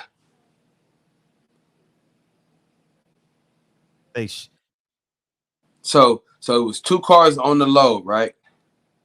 One car is going to Stockton. The other car supposed to come to Hayward. They let the nigga get both the cars off the tow truck. The nigga didn't give him no name or nothing. All they know is this nigga got one arm and his name is Hook. That's all they know. They don't know nothing else. So basically, they just gave my car to some random nigga that I don't even know. I mean, you're in good hands because they got insurance on that. So you just got to go through it. Fred, you know how hard a nigga worked to try to get this fucking car, Fred. You know the hours a nigga put in. Yeah, I get it. I 1000% get it. And my brain only knows to speak logical. It's weird. Like I got this weird, like my family be saying, but my brain only goes logical. You know what I mean? Like that's just how I'm wired. You know. I'm just saying, if I had to go get lawyer Ron, you know what I'm saying, help a nigga out. You know what I'm saying? I need a great lawyer. You know what I'm saying? I need a great lawyer though. That's what I'm saying. Cause I ain't fucking around, man. Lawyer. He's an entertainment lawyer, so that wouldn't help. But you would what's up, boy? They always come on the show. What's our homeboy? Oh, Broderick, and he's in your area. Broderick is in your area, so yeah, I'm gonna holler at Broderick. Matter of fact, now that I think about it, DM him, Broderick. Yeah, DM. And because he's I don't know, he might do like rent and shit though, but I don't know. Hopefully he can help me though, man. I need some fucking help though, bro. Because I'm glad mad. That would be a great resource. But yeah. So what you need to do is go file a suit against them tomorrow. So do I wait until they let me know about? Because I was saying, so what happens is I was gonna call them tomorrow and then see what they say about the insurance and all this shit before I even go that route. All right. Is it a pretty good tow company? I mean, it's a well-known. It's an agency, so basically they get people to go take the cars to other places. So like they kind of dispatch people out to go. So it was basically a subcontractor, basically, kind of like AAA. Yeah, damn near. Yes, no, that's fine. It's covered under insurance. It has to be, because cars catch on fire, stuff like that. What's the? Did you sign the pink slip already? No, all that shit was coming to me. The whole shit, everything was finna be. Where did it come from? Arizona. So maybe that the owner can go through an insurance claim as well. I don't know, but I'm just being logical about it. Yeah, maybe. I don't know, man. I know I set that fucking transport up, right? And the tow niggas was upset because they thought more cars was gonna be on the truck than what it was. So they was just upset from the beginning. You know what I'm saying? But I was going, like I told them, I said, well, y'all bring the car to me. You know what I'm saying? We could figure this shit out. So instead of that, they was supposed to contact me this morning or whatever and figure out what we was finna do. They said, fuck it. We're gonna do what we want to do. You know what I'm saying? We're gonna make an executive decision to fuck up. You know what I'm saying? And they fucked up worldly. You know what I'm saying? And it's a paper trail of people of us telling them where the car is supposed to go and who it's supposed to go to and things like that. So I mean, I'm ready to get it on, but I'm just mad because, you know what I'm saying, now I have to find, you know what I'm saying, that's not easy to find a 69 Cougar drop top. It's just not. No, that's not your concern. Your concern ain't the car. Your concern is to get everything you're supposed to be owed to it. Call in, D. The number's at the bottom. The phone line. No, I'm saying I understand the money shit. Listen, I know I'm gonna get the money back. That's not what I'm true. I know the money, I'm gonna get it back. I ain't, you know what I'm saying? However I gotta get it, I'm getting that money back. You know what I'm saying? But I'm just saying, when I get the money, how the fuck am I gonna find another car? You know, how the fuck am I gonna find this car? You know what I'm saying? Like this is my dream car. This is like you and your Tesla with the doors that go like this, man. That's your dream. That's what you wanted.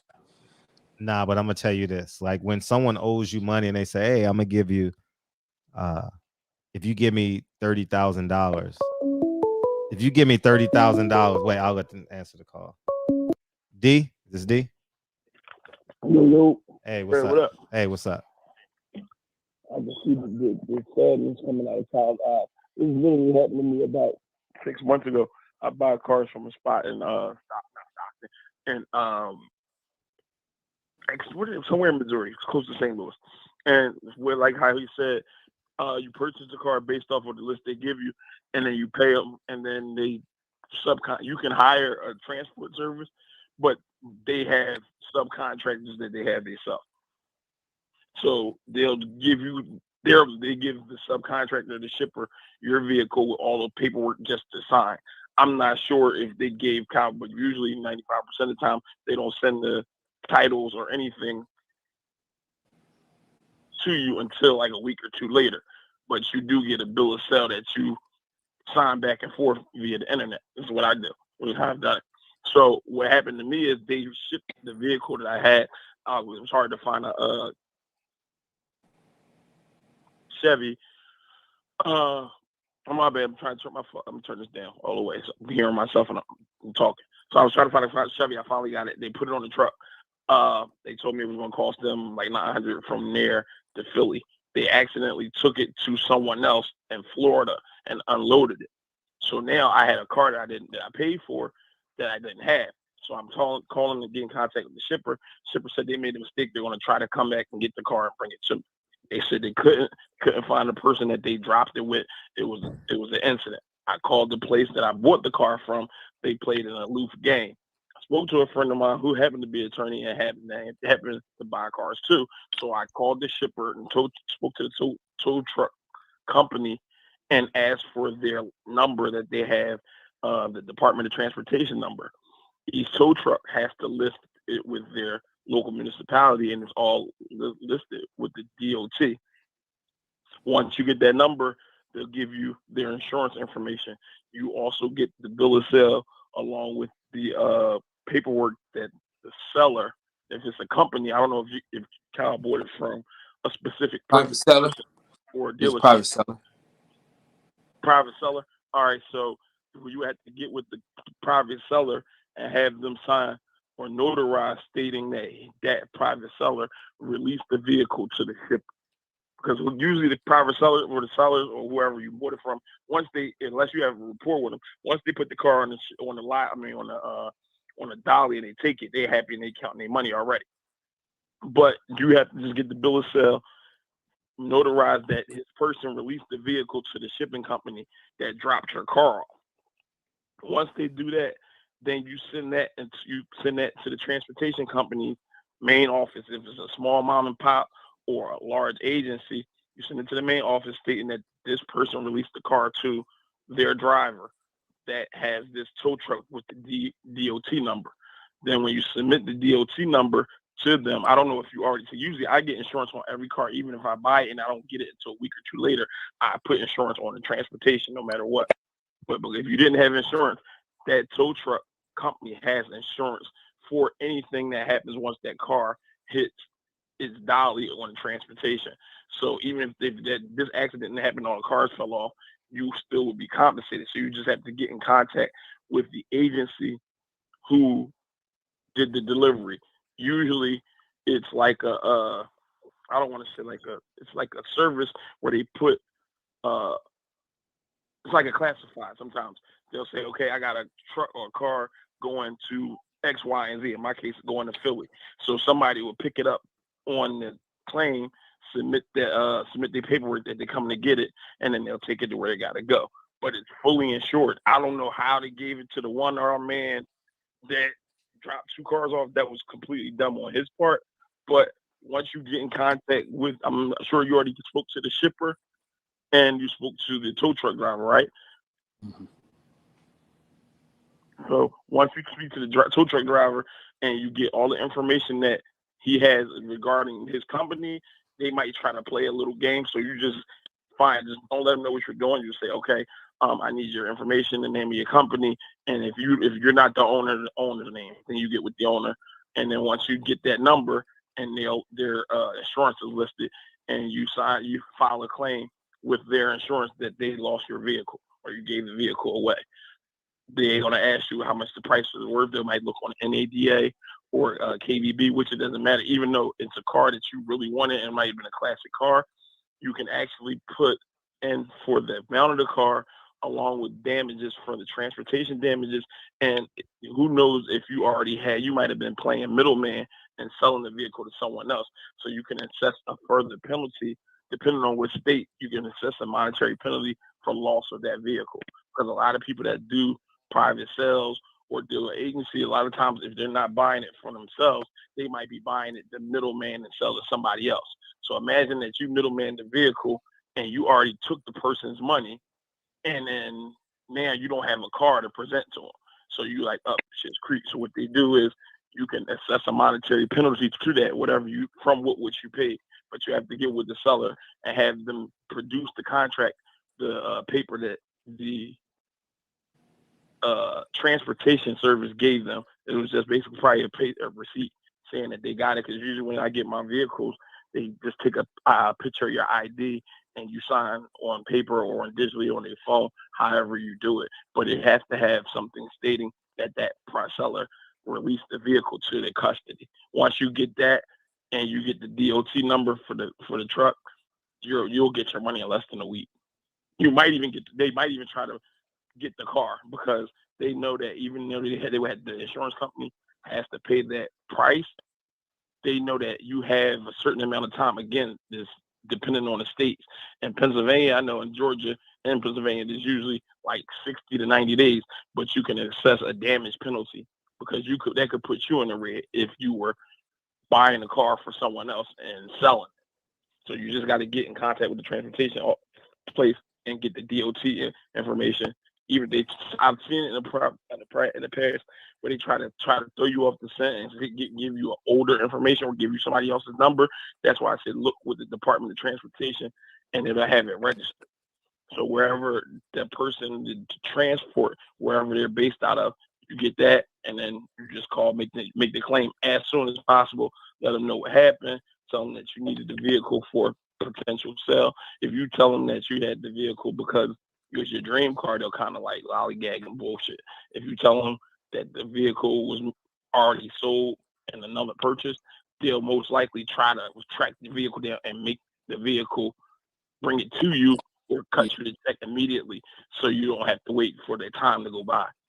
Right. I already fucked up by telling that was my dream car. Because the nigga that booked the transport, me and him was talking about the cars and shit. Because, you know what I'm saying? He was older dude. That part don't matter because that's between you and the seller. What I tell the seller was he wasn't a seller. He said the transport. Like so I had bought the car, right? And I said I set up the transport with the agency. Then they booked some of the worst motherfuckers I've ever seen in my life. Huh? You the one who booked the transport, so you put the dispatch out. Yeah, but they picked the worst motherfuckers I'd have never seen do any fucking work. You know what I'm saying? These motherfuckers are the most. Man, listen, these niggas were so unprofessional, bro. They didn't even call it. They didn't even listen. When they had a problem, they didn't even call niggas or nothing. They was just like, oh, well, this is how it was. They keep saying, like, every time I say where my car, they're like, well, we're supposed to have 4 cars. I don't give a fuck about your 4 cars, nigga. Where's the fuck is this Cougar at? That's a $30,000 car, nigga. Where the fuck is it? And he like, oh, man, you don't get nowhere yelling at me. I said, man, I don't give a fuck where I'm going to get yelling at you, nigga. Where is my fucking car, nigga? You know what I'm saying? Goofy ass niggas. Man, listen, friend, I'm telling you, bro.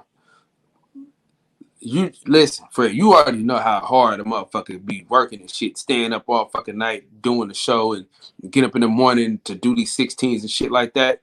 And for a motherfucker to just give my car to a nigga I don't even know, just cause you was fed up about other cars not being on that transport. You know what I'm saying? Yeah. Kyle, let me And ask you this. yeah, Was it a real car? what? No, I'm being honest. Like, I'm being dead ass. They got scammers. I'm asking you for real, for real. Did you go? That's what I'm thinking of. Did you go That's see why the I car? asked him about the seller, Fred. Fred, that motherfucker's on the truck. It's documented. Niggas, everybody knows on the truck. Oh, But what he asked you probably, did you ever see the vehicle physically with your eyes? Yeah, nigga. oh, you went to Arizona. Nigga, remember I told you, nigga, it was my cousin's cousin. So it wasn't like I just went to a random nigga saying, hey man, you got this car? No. You know what I'm saying? It was No, people think I'm being funny, but I'm being real because they got those eBay scams and stuff like that. I remember them. This wasn't that. Because they said they dropped the car. They said they dropped 2 cars off to a nigga named Hook. Man, I can't believe this shit, dog. That's the worst fucking That's why part. I'm thinking it's a scam, because how does a man with one arm have 2 cars? Dog, that shit bugged me out. That's what I told that nigga. Listen, I told that motherfucker. I said logically, the nigga that was the driver. I said logically, nigga, you mean to tell me that you allow a nigga with one arm to get a Cougar and I said you got to be fucking crazy. I said logically, you think you didn't think that nothing was fishy? He said, well, no, is it a real shipper? Is it bro, a real shipping company? Like, I gotta ask these questions. I'm not being cynical. I'm not being disrespectful or nothing. Listen, all this shit is Googleable, dog. All this shit is Googleable, man. Say it again, D. What does it matter if he has one arm or not? You're saying a man with one arm can't drive 2 cars. It doesn't matter if he has one arm, no arm. It's a joke, brother. We're trying to make light of this shit, man. We're just trying to make light of the darkness. That's all. That's all we're doing, brother. Calm down, man. Damn. Hey, nigga said strong arm robbery. I'm not trying to make that shit is funny. Hey, we need this shit here, man. I'm telling you, we need this shit right here, cuz. Nigga, strong arm, nigga, one arm. You got transport information. All you have to do is get in contact. You already got in contact with them. You just have to get in contact with the owner. If you already got the information, you can Google it because you set it up. So everything that you need from them, you can get off Google because they're real. They got to be a real company. If you listen, they fucked up so bad, right? The dispatcher that like told him to go get the cars and shit. The nigga was so fed up because soon as they said they gave the cars to this person, and we told that motherfucker we didn't even know who that nigga was, the nigga said, "I'm calling the police." I'm telling you, so you know how much money that it cost them if you put it not only the claim for your vehicle, the supplemental claim. That's where people really win or get those fees because, all right, your insurance company will pay for that, but a supplemental claim. Some people buy cars that's sentimental. Some people buy cars for family. Some people buy cars as business deals. If you can put in the legal document showing that you literally lost time and money and a sentiment for you not having that car, depending on who's to say this is their first time the transport company did that. If they have a record of doing it, they could penalize them. I've seen people get 50 to 60,000 extra on a supplemental transportation. You already got the one leg. You already got one leg up, one arm up, or whatever. You had the information. So there you go, D. Damn, there you go. Shit. There you go. Shit. When I get my cars, I'll get it from I don't know if you said it was like a older car. When I get cars, I get it from. I had to leave work early yesterday. I called into work today. I had to drive 1 hour and 9 minutes, right? I had to wait for the police to get to me to do the report. Listen, man, I did all that shit because you ain't finna fuck me over. You know what I'm saying? I'm from Oakland. I've been fucked my whole life. You know what I'm saying? As it pertains to getting fucked over from in these streets. I ain't finna let no legal shit fuck me over. Hell no. Nigga, I need all my chips. One arm nigga. Man, the one armed nigga, blood. That's fuck. That shit bugs me out. Cause I'm like, bro, y'all mean to tell me y'all allowed a one armed nigga to take 2 cars at once? Y'all didn't like say, hey, you don't need no help. Y'all just said fuck it. Well, Come on, man. Those trailers and transport, a lot of them have remote controls, and you could just be inside the car, flip the switch. So as long as you got a finger, you all right to get it off. It's not hard. It's sad that it happened, but you seem to be on the right track. And the hardest part usually is finding the shipper's address and name, because the person the seller usually books that. Oh yeah, I already got the name of their company, H&X. I already got that. I got the company and all that, brother. And you know they done fucked up. They done fucked up though. They done fucked up worldly. All I'm saying is, all I need is enough to get a drop top cougar. I don't give a fuck about no extra shit. You know what I'm saying? That's all I want. Listen, man. I done did some shit in my past, so I'm gonna take this on the chin. All I want is the money to buy another cougar. I don't give a fuck about nothing else. I just want a drop top cougar. All you pull for, being honest, is just getting your money back. That's it. You can't. That's it. That's all I want. That's all I want. I want nothing extra, cause I want nothing extra, cause I just want enough to buy a drop top cougar. That's it. They ain't got to give me nothing else. If I can get enough to buy a drop top cougar, I don't give a fuck. You said what? Just call other people here. I know want to call in. I just wanted to ask one thing to Fred real quick, if you don't mind. No, go ahead. Shields, Fred. Huh? How do you feel about her? I mean, with her being a boxer, and you brought it up, her being a boxer, her dominating so much in the women's field, and her not being marketed as proper as I thought she should have been. Mm-hmm. How do you feel about her transition? I remember you did the interview with the champ, and he was saying how he felt bad that the women go ahead and they gotta get 2 or 3 jobs working at Walmart or wherever after they just fought and trained. Mm-hmm. How do you feel about her being in the UFC now and taking, like, this is her second fight, mm-hmm. and I've seen more commercials for Clarissa Shields' fight tomorrow than I've ever seen her when she fought for titles. So you're right. How is it? Because now, if she goes and wins 4 or 5 straight in the UFC, it will. Is that UFC or whatever fight it whatever is? PFL. On the track. She'll be on the track. I mean, with her being a boxer, they have a few different females, but they've never had one on the level of par of what's her name, Ronda Rousey marketing. If she gets knockouts and knocks people out, people love it. That might be where she makes her bread and butter. Does she go back to boxing? Because if you string good 4 or 5 fights and you got an image, Dana White to sell you, and you sit up there now, you making $300,000-$400,000 fights, and then you getting on TV, you on ESPN, and you can walk to the ring with your head held high, and you go in there and you taking less. I don't know what to say, it's less wear and tear, but 5 rounds. You fighting, but you getting better paydays. I mean, it's sad that it has to happen, but do you think she could be a major star in the UFC? Yeah, I mean, I think she can be a major star. She just got to perfect the one arm bar. She got to be a little less masculine and sometimes too. Like she comes off a little too tough sometimes. Sometimes she got to. Make sure she don't get the arm bar. Yeah, but I hope Clarissa Shields does really make it in, because I'm not a big UFC fan. I mean, I watch it every now and then, but it hasn't been.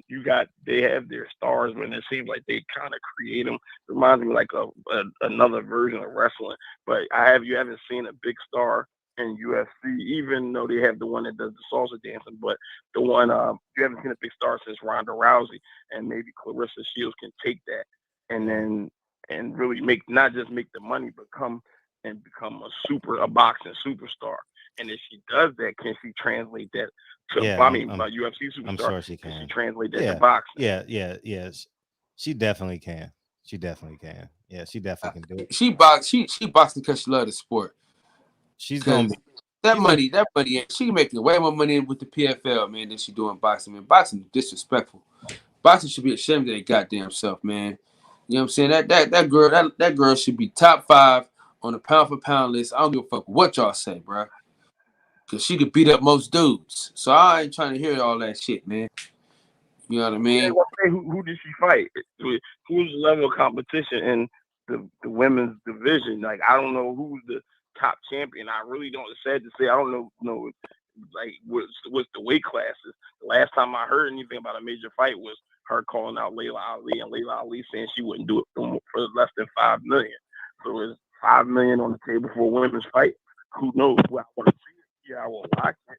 Would I pay for it? I don't know. But I would hope to see her really get her just due as far as being a star. If I made one last thing, because I think this might be my last call for the whole week. Fred, have you noticed? I don't know. I know I follow you on YouTube or whatever. I mean on Instagram. Have you noticed the uptick of the artists, the rap artists, the R&B artists doing more boxing and showing off their boxing skills and putting it on Instagram and stuff like that? I have, yeah. What do you think about that? Do you think they might would like Logan Paul and Jake Paul doing it was a guy that just put up a post, and it was Little Uzi Vert boxing, Meat Mills boxing, saying how he improved from 2-3 years ago, Drake, Rick Ross, and these are the future, Wiz Khalifa. These are top rappers. These are headliners of shows. Is it something that they could be having, like they could be setting up down the pike? Like, what do you? And it seems like they all posting their boxing training. Like, and I know you have, with you being so ingratiated and seeing what comes down the pike, how you've been saying everything about Gary Russell and everybody else, and it seems to come true. What do you make of that? Networks are they're not into boxing, they're not into basketball, they're not into football, they're into ratings, into money. That's the number one ticket. Why does Logan Paul and Jake Paul? Because they pulling from 30 million subscribers, so they can count on 1 million, 1/30th of their fan base tuning in and or buying tickets, so it's a ratings game. It's not I'm in the boxing game. No, that's why Floyd has had his dates. Canelo's had his dates, or is having his dates. It's about ratings. It's simply about ratings. So you think all these boxers are gonna rappers are trying to go into the boxing for the celebrity matches and stuff like that? Oh, for sure. Like even the prominent ones. Like you really, I never thought that you would get these guys that are doing tours shooting videos like, oh yo, I'm in the gym and I'm here doing this, I'm doing that. Like it's like the old adage, every rapper wanted to be a basketball player, a football player. Every football player, basketball player wants to be an actor. I mean a rapper. So is that now gonna pollute or dilute boxing? It's definitely gonna dilute it because it's about ratings. So if Meek Mills is gonna fight, people are gonna tune in. Well, that's a stream that I might have to pick up if I do. Appreciate the call, Kyle. I really hope everything works out in your favor. Again, I don't know the laws for your state, California, but you have one leg above the competition, and you stay on them transit company. Stay on them. You have to and not just stay on them. Make sure that you got all the information. Make sure that you get their insurance information and contact their insurance company for them, and then continue to go and do what you do with them, because they could be on the phone now trying to switch up companies and all that just to prevent trying to pay you. But I wish you best of luck. Hopefully you keep us updated, and then if you find the one-armed man, that would be great too. Man, listen, I done sent everybody know in Stockton, nigga. If y'all find this nigga, let me know, because I need that fucking car back, to be honest with you. Appreciate you, D. Hey, I'll tell you, it happened to me one time. I was selling the rims of my car. The rims. It was the rims, and it was an internet transaction, and they sent me a check. Right? They sent me a check, and I told the what's the guy's name? The teller. I said, this is an internet transaction. Can you confirm that this is real? They confirmed that. They said, oh yeah, it's a real check. It's a real check. And thank God thank God I went to the credit union when I lived in Whittier. I had the bank, I had Washington Mutual, and I had the credit union. And thank God I had a history with the credit union, because I went in there with a $4,000 check, right? And they said, oh yeah, it's a real check. It's a real check. And I said, okay, well, cash it. They cashed the check, right? I wake up the next day, the $4,000 are gone. And I said, hold up. I remember I called my mom crying. I was like, I worked so hard for this money. I was like my first year out of college or some craziness like that, right? And I went back to the credit union, and I said, I told him, was this a real check? And lo and behold, the guy got fired and they gave me back my money. So it does happen. It does happen like that. So you can get scammed like that. What's up, Deacon? But it worked out for me though. So I'm giving you hope. It does work out. What's up, Deacon? Hey, too blessed to be stressed and highly favored. What's good, Cal and Fred? What's going on, Nick? The bank teller had two arms though. So yeah. Deacon, no cussing tonight, man. I need some words of encouragement, man, but no cussing. No, listen. On the for real. I appreciate you, because what was going on in that moment, whether you realized it, what was going on or whatever. And I'm not talking about you or Fred or whatever, okay? When you see me acting like that, that means I need to get back into my word.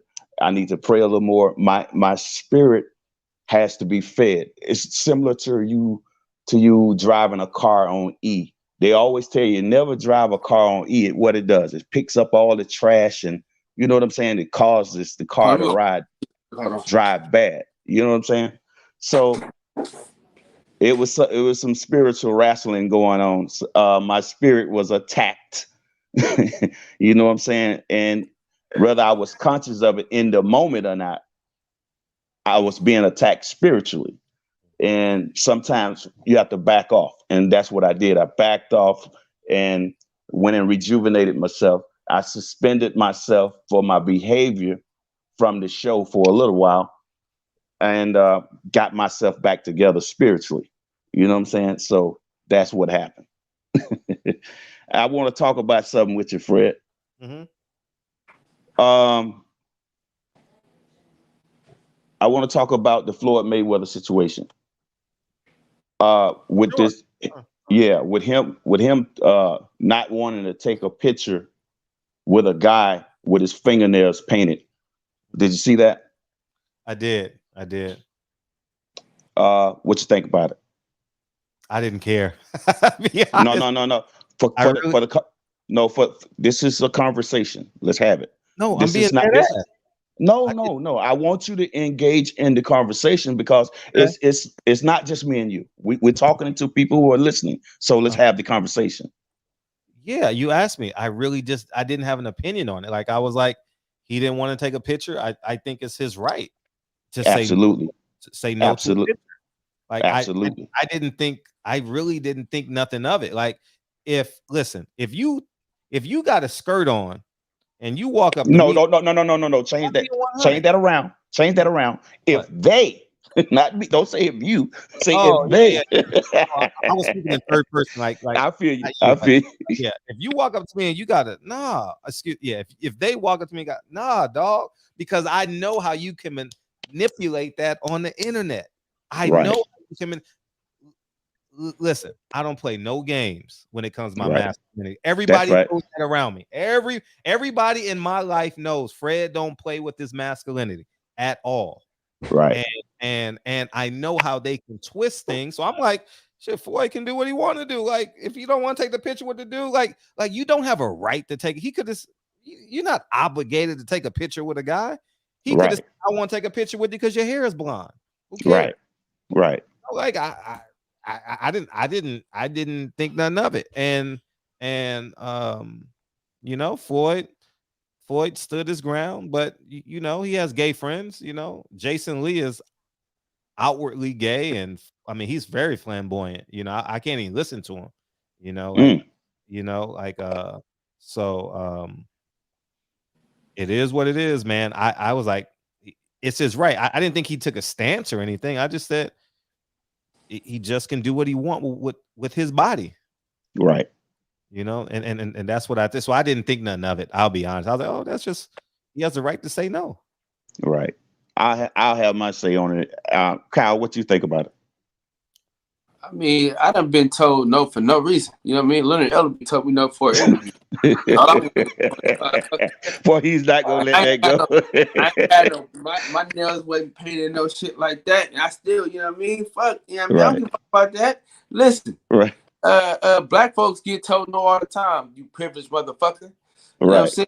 Oh my God, Floyd told me now. Fuck you. You told no all the goddamn time. Right. Okay. Here's how I felt about it. Right. At first, initially, right, I was pissed off because you know, I've been following the Dave Chappelle thing, and listen. Dave Chappelle is my hero. You hear what I say? He's speaking. His actions is for the voiceless, for the unheard, the looked over, the effed over. Man, I love Dave Chappelle. Let me tell you, I love that brother. Listen, I was really pissed with the so-called gay community, right? But I had to take a step back and pay attention to what Dave Chappelle was saying. What he was saying was absolutely correct. He came out and said this recently, that this is bigger than the gay community. The gay community right now, they are embracing him. He has gay friends, this, that, and the third. He's not getting a problem, so to speak, from these people. He said, this is a corporation thing, trying to tell me what I can and can't say. You see what I'm saying? So he said, you know, everybody, he said he got some type of special he wanted, I don't know if it's specials or movie or whatever he wanted to put out, and all the movie execs, everybody, since this didn't happen, done turned him down. They done counsel him. He said, everybody's counseled me except Netflix. And I thank God for them, but I'm holding on. They haven't counseled me yet, is what he said. So I had to think about that, right? They are using the gay community as a whip. No different from the slave masters having a overseer with a whip, whipping the slaves, whipping them into submission, right? And they're using every group, marginalized group, and they're taking whatever's hurting them and using it as a whip, these corporations, to get what they want.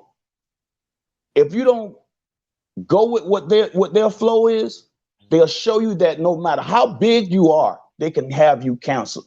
But what I love about Dave Chappelle and the support, and we got to continue to support this brother, it is the support that he's getting, the outpour. Every time he show up and do a show and go to talking about these things, the crowd is going crazy, and they see that. You're not going to be able to counsel this brother. It's not going to happen. Because I had some choice words. I'm going to tell you where I was going with this, with the gay community. I'm saying not just the gay community, this Me Too bull-ish, right? See, I did that, Kyle, I didn't cuss. But anyway, I was like, you know what? These people are putting themselves in a box where they're going to be on an island all to themselves, because you're going to push people, and it's like cornering a cat. You ever seen a cat get cornered? He fights his way out. And see, you keep on trying to counsel people for things that they said in the present day. They're going on the computer and digging up stuff out of the past, just like they did Kevin Hart. They pulled up something out of his past that he said on the stage as a comedian and took away a job from this man. You see, it's getting so outrageous. So I'm telling you, it's going to turn around on these folks in the worst way. And they're going to be on an island all to themselves. And they're going to wish they had never participated in this nonsense. You see what I'm saying? What y'all think about that? Yeah, I mean, you know, Fred don't give a damn. You know, he don't care about being canceled. You know what I'm saying? He'd have been canceled 10 times. No. I'm just saying about the climate, what and the way that these folks are just so-called canceling any and everybody they want to cancel. And I thank God for Dave Chappelle, man. I mean, that cancel shit really only works with black people.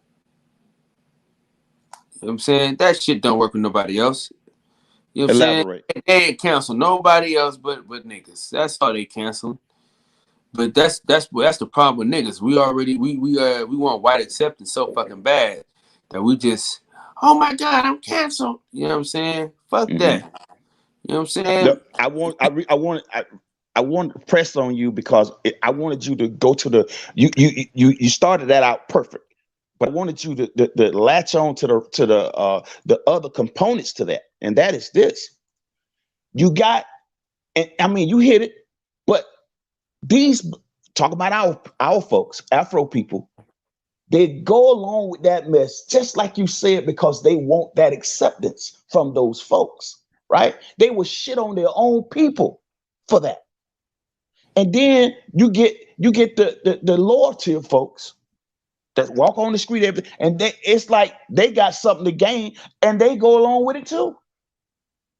Why we're so easy to flip on each other, man, when no other group does this but us. We're the only ones tear each other down with the quickness. If you know why if Mighty Whitey said it's the gospel. You know why that is though? Go ahead. You ever seen a bunch of roaches fighting over a piece of bread? Stacked up on each other. Right. Yeah. It's like they stacked up on each other and shit. So they just fighting to get some, just to get a little piece. You know what I'm saying? That's what it's all about. You know what I mean? It's sad, man. It's sad. You know, it's like we don't think there's enough to go around. That's the problem. That's crazy, man. The problem, man. That's the problem with black folks, man. We think somebody gonna take our shine. Case in point, let's talk about him. Fred, your boy Floyd Mayweather. That's his thing. You know what I'm saying? Floyd Mayweather. He just want all the shine to himself, man. Soon as somebody about to get some shine, here he come. You know what I'm saying? There's enough shine for everybody. In the words of the great philosopher Ace on Paid in Full, we all can eat, B. You know what I'm saying? For everybody. You know what I'm saying? But we don't think that. We don't believe that. So what we do is we fight amongst each other to get the most that we can get amongst each other. You know what I'm saying? That's all we do. But once we realize that, you know, there's more, man. It's enough for everybody to eat. You know That's right. That's right. You can make your own lane, man. All money ain't good money, man. I might not have walked off like Dave Chappelle from 50 million, but I damn sure walked away from 2 million in cash, bro, because I was not willing to sell on that level. I was not willing to do that. Yes, I came home as broke as I went. You understand me? Because it for me, I know that it's a judgment day's coming on. You know what I mean? I got to look to God, man, and say, hey, you know what? I took that money. How am I gonna answer that and think that it's gonna be okay? I know it's not gonna be okay. All money ain't good money, bro. For $2 million, I had to sell my soul, literally. And it wasn't my soul that they wanted. You understand what I'm saying? I said, hell no, bruh. I did not come here for that. Nah. I didn't come here for that. And I know celebrities that took that money. They are rich and famous right now. Multi-millionaires. I would never call their name. Not because I'm afraid of them. You know what I'm saying? I just know better. You don't invite a fight that you don't, just don't invite a unwarranted fight. But Right. I know these folks that took that money. You know what I'm saying? And they riding high. But guess what? There's a judgment day coming, bro. There's a judgment day coming. And So listen, I don't want no parts of it. In cash right in front of you, huh? $2 million in cash. Held my hand to God, take my life. Yeesh. Yeah. I put that on everything, bro. I walked away.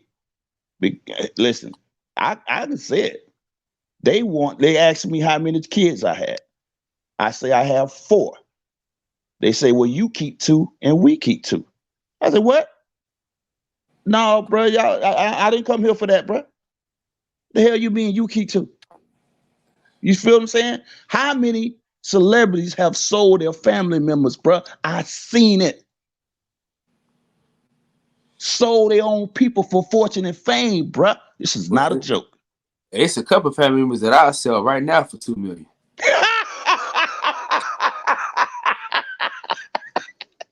I'm telling you right now. Hey. They come to me right now and say, man, we got $2 million. I got some of y'all. But guess what? Guess what? That serpent know if you don't, they coming at you, they coming for the juggler, bro. You heard what they asked me? How many kids do I? They didn't say how many cousins, brothers. They how many? They know where your heart at, bro. Hey, D, you understand? You can't have my kids, but you can have a nigga up the street. That's for damn sure. Yeah, really. Matter of fact, give me 5,000. I'll let you get him right now. I'll drive your red to him. Shit. Don't do it, bro. Don't do it. Don't do it. Yeah. I got a few family members you can have them motherfuckers today. Don't do it. Don't do it. It ain't worth it. Trust me, it ain't worth it. If you know the motherfuckers I know, you'll give them away.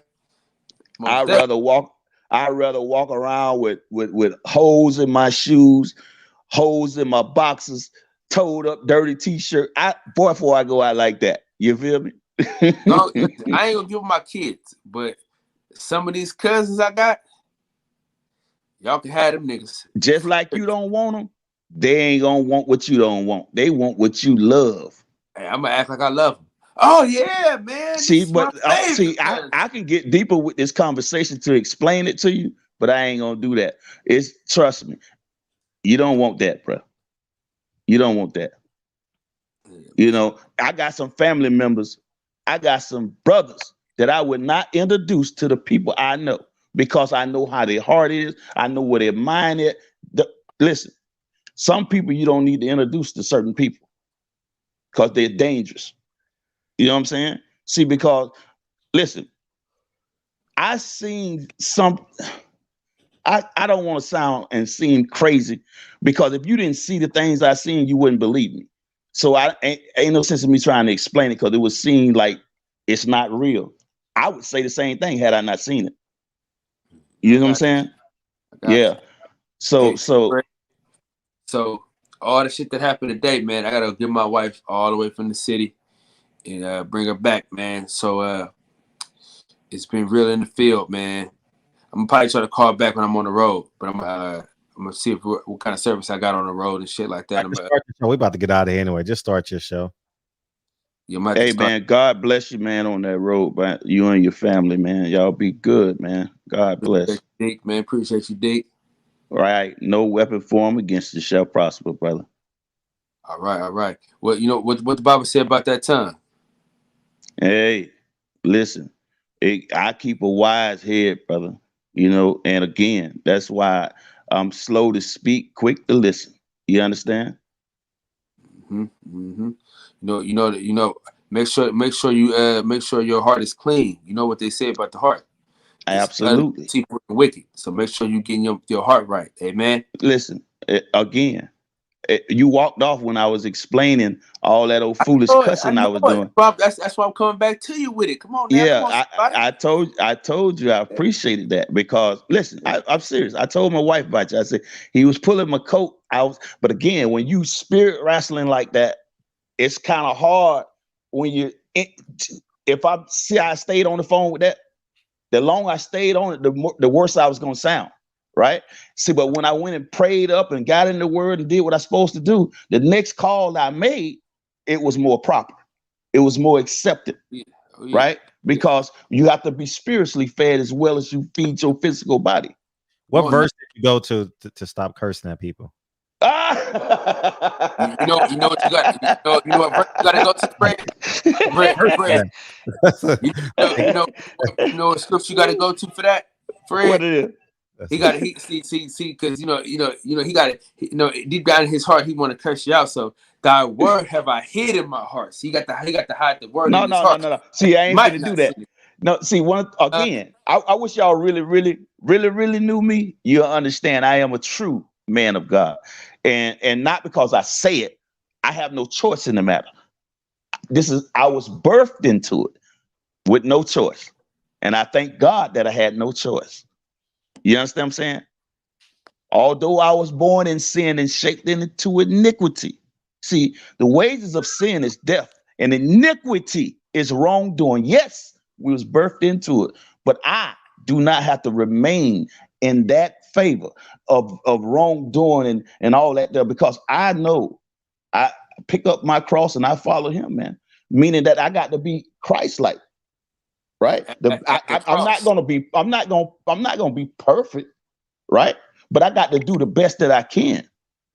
It's a struggle every day, right? So I got to just be the best me and try to let my good outweigh my bad. You know what I mean? And do it just like that. Fred, hey man, I love you, bro. You and your family. I'm praying for y'all every day, whether you know it or not. You know, y'all are a part of my family. Appreciate and it. I thank God for y'all, man. You know, because of you, I have met a lot of people, man. And yes, and I thank God for you, man. You know, and Fred, I tell pray my wife and I pray. I'm about to go get her. Ain't that what I just tell her that, Fred? She watching the show. Go ahead, tell her what I just said I was about to do. Oh yeah, he's on his way. He's on his way. Yeah, Kyle is on his way. He's definitely on his way. And God bless all y'all. Your face right now. Hey, I love y'all, man. I catch y'all on the next one, man. Thank you, dog. All right, one.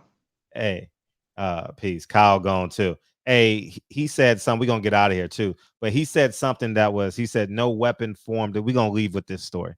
No weapon formed against you shall prosper. God didn't say no weapon. Weapons are gonna form.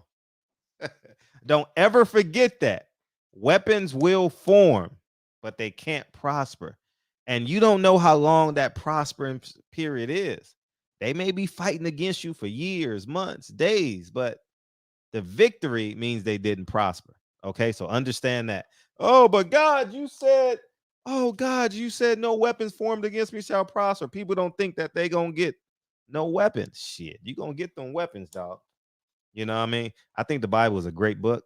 I think it's informative. I think it's a very wise book, you know, and you know, it is what it is, you know. So Fred is no, I'm not the Antichrist. I believe in God. I just believe God is here and in these hands, you know. I don't necessarily look at the sky and be like, dear God. I think at 44 years old, I think I have a great understanding of right and wrong. I do. Like, I know what's right and I know what's wrong. And you got to correct those wrongs and enhance those rights.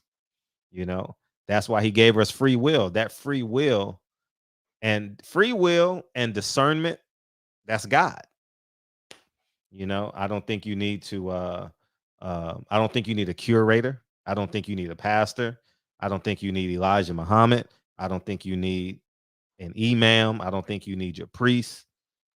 I don't think you need Louis Farrakhan.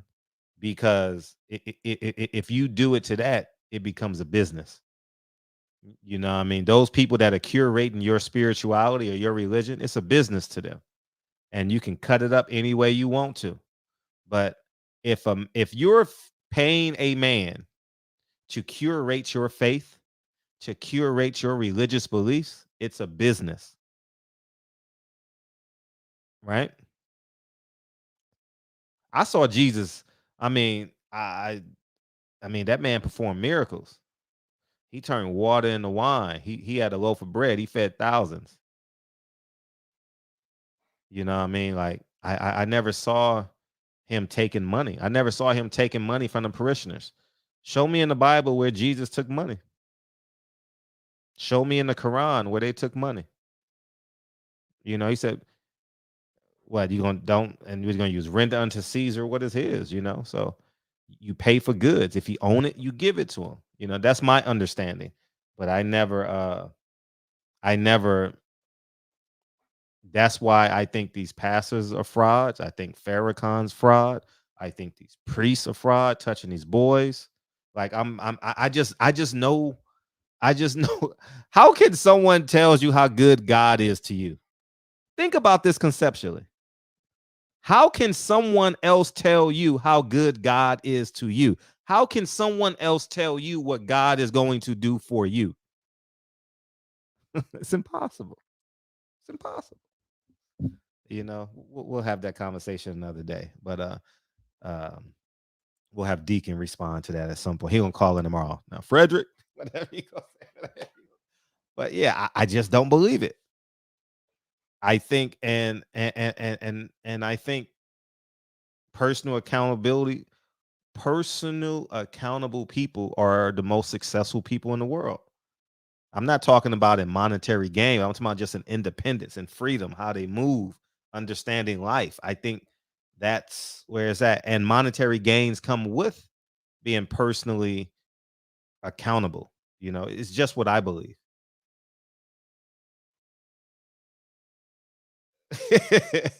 Yeah, yeah, man. So I just think, yeah, how to live, you know, I'm with you on that, Champion Heart. Yeah, how to live. Humans wrote the Bible. You know what I mean? I never listen. If those people in the Bible didn't come back as God in the flesh, it, what's the guy's name? Damn, Farad Muhammad can't come back in God in the flesh, man. That priest can't, man. Come on, man. I saw God, man. What does he look like? If you saw God, please draw a picture of him. Like, if anyone ever tells you they saw God, tell them to draw a picture, because I need to see it. They always say they saw God, but they don't draw no pictures. You know what I mean? I heard God's voice. What does he sound like? Because I need to hear that voice. You know, so. But I understand that discernment is right from wrong, you know. And and just to this is my understanding. I'm not bridging y'all on me, but I like being honest with y'all as it pertains to who I am as a human being. I had this conversation with Dre. Dre's grandma lived to be 101. She died Christian, right? She died Christian, but she was Buddhist for a long time. And Dre and I have been knowing each other since 1997, right? Now, if Dre's grandma had a died when she was Buddhist, and to me, she was an awesome woman, caring, loving, endearing. She made scarves, so she always gives scarves out. How does she not get to heaven? I met her when she was 80, 79. So she was kind of on her way out, but you know, she was still about her wits, but you could see her wits kind of the first stage of deteriorating, like she couldn't drive and stuff like that. Her grandkids took great care of her. How does she not get into heaven? You got to help me understand that. How does a good person on earth not get to heaven because they're not Christian? You know what I mean? I got a great friend, Rocky. He's the white guy I tell you about that's in my um he's in my accountability group. I got 6 friends from college I tell you about every now and again. He's an atheist. Is he an atheist or agnostic? He's an atheist. He's a great person. You know what I mean? He's a great person. Adopted kids and you know what I mean, does good, but how does he not have an if there's such thing as an afterlife, how does he not get into an afterlife? You know, like like, how does Bill Gates not get to heaven if he donated $3 billion to I know we're gonna get into that, but I'm just saying, just generally speaking, change Bill Gates' name so you don't emotionally respond to this. If Sue Will, if now let's use a ethnic name. If Juan Williams, that way it engages everybody. If Juan Williams donated $17 million to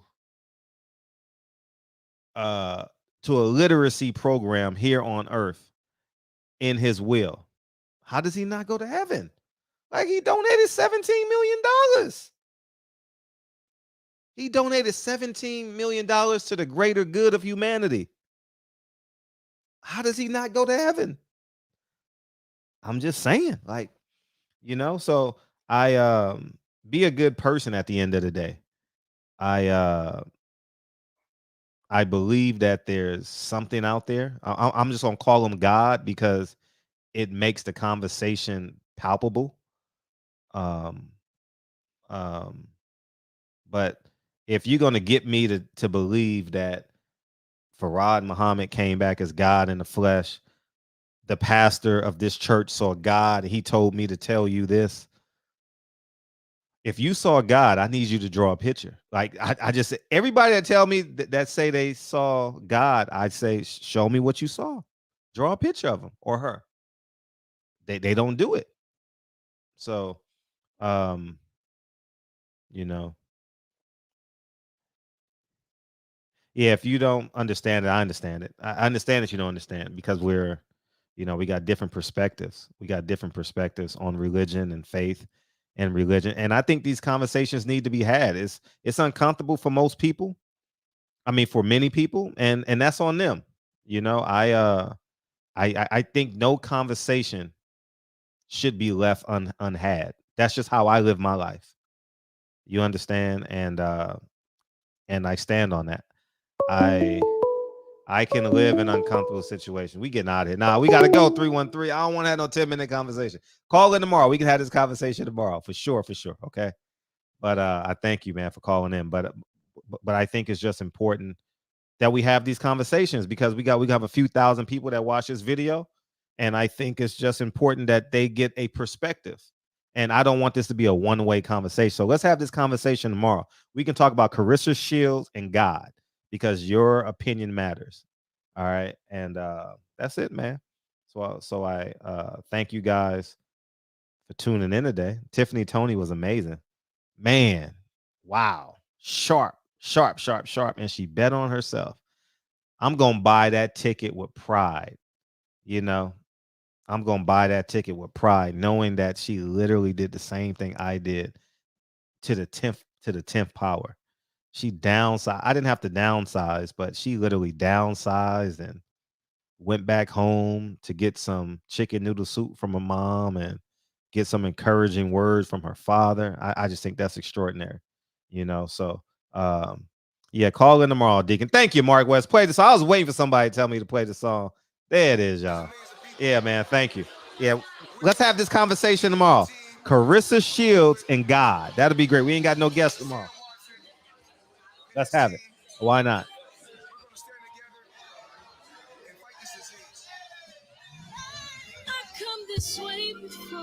About to get my pistachios and listen to Kyle. What's up, Jay Cooley? Let's talk about God tomorrow. Why not? Is God real? Let's have that conversation. Is God real? Carissa Shields review, and is God real? I still land on my feet, and nothing can shake Good brain work, right? Let's have. I'm gonna post it right now.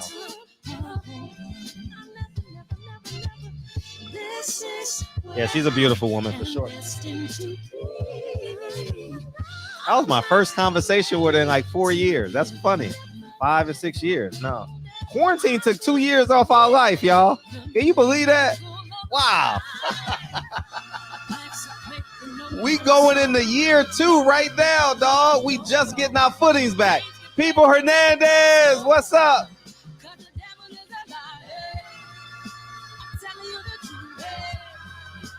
Only what you do, hey, the things you gotta do, hey. Yeah, Carissa Shield gonna do her thing tomorrow. Much expected, much is given.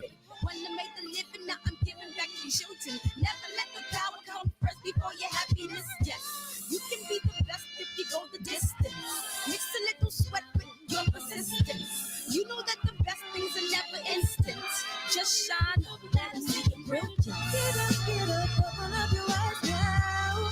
It's the moment of truth. No backing down.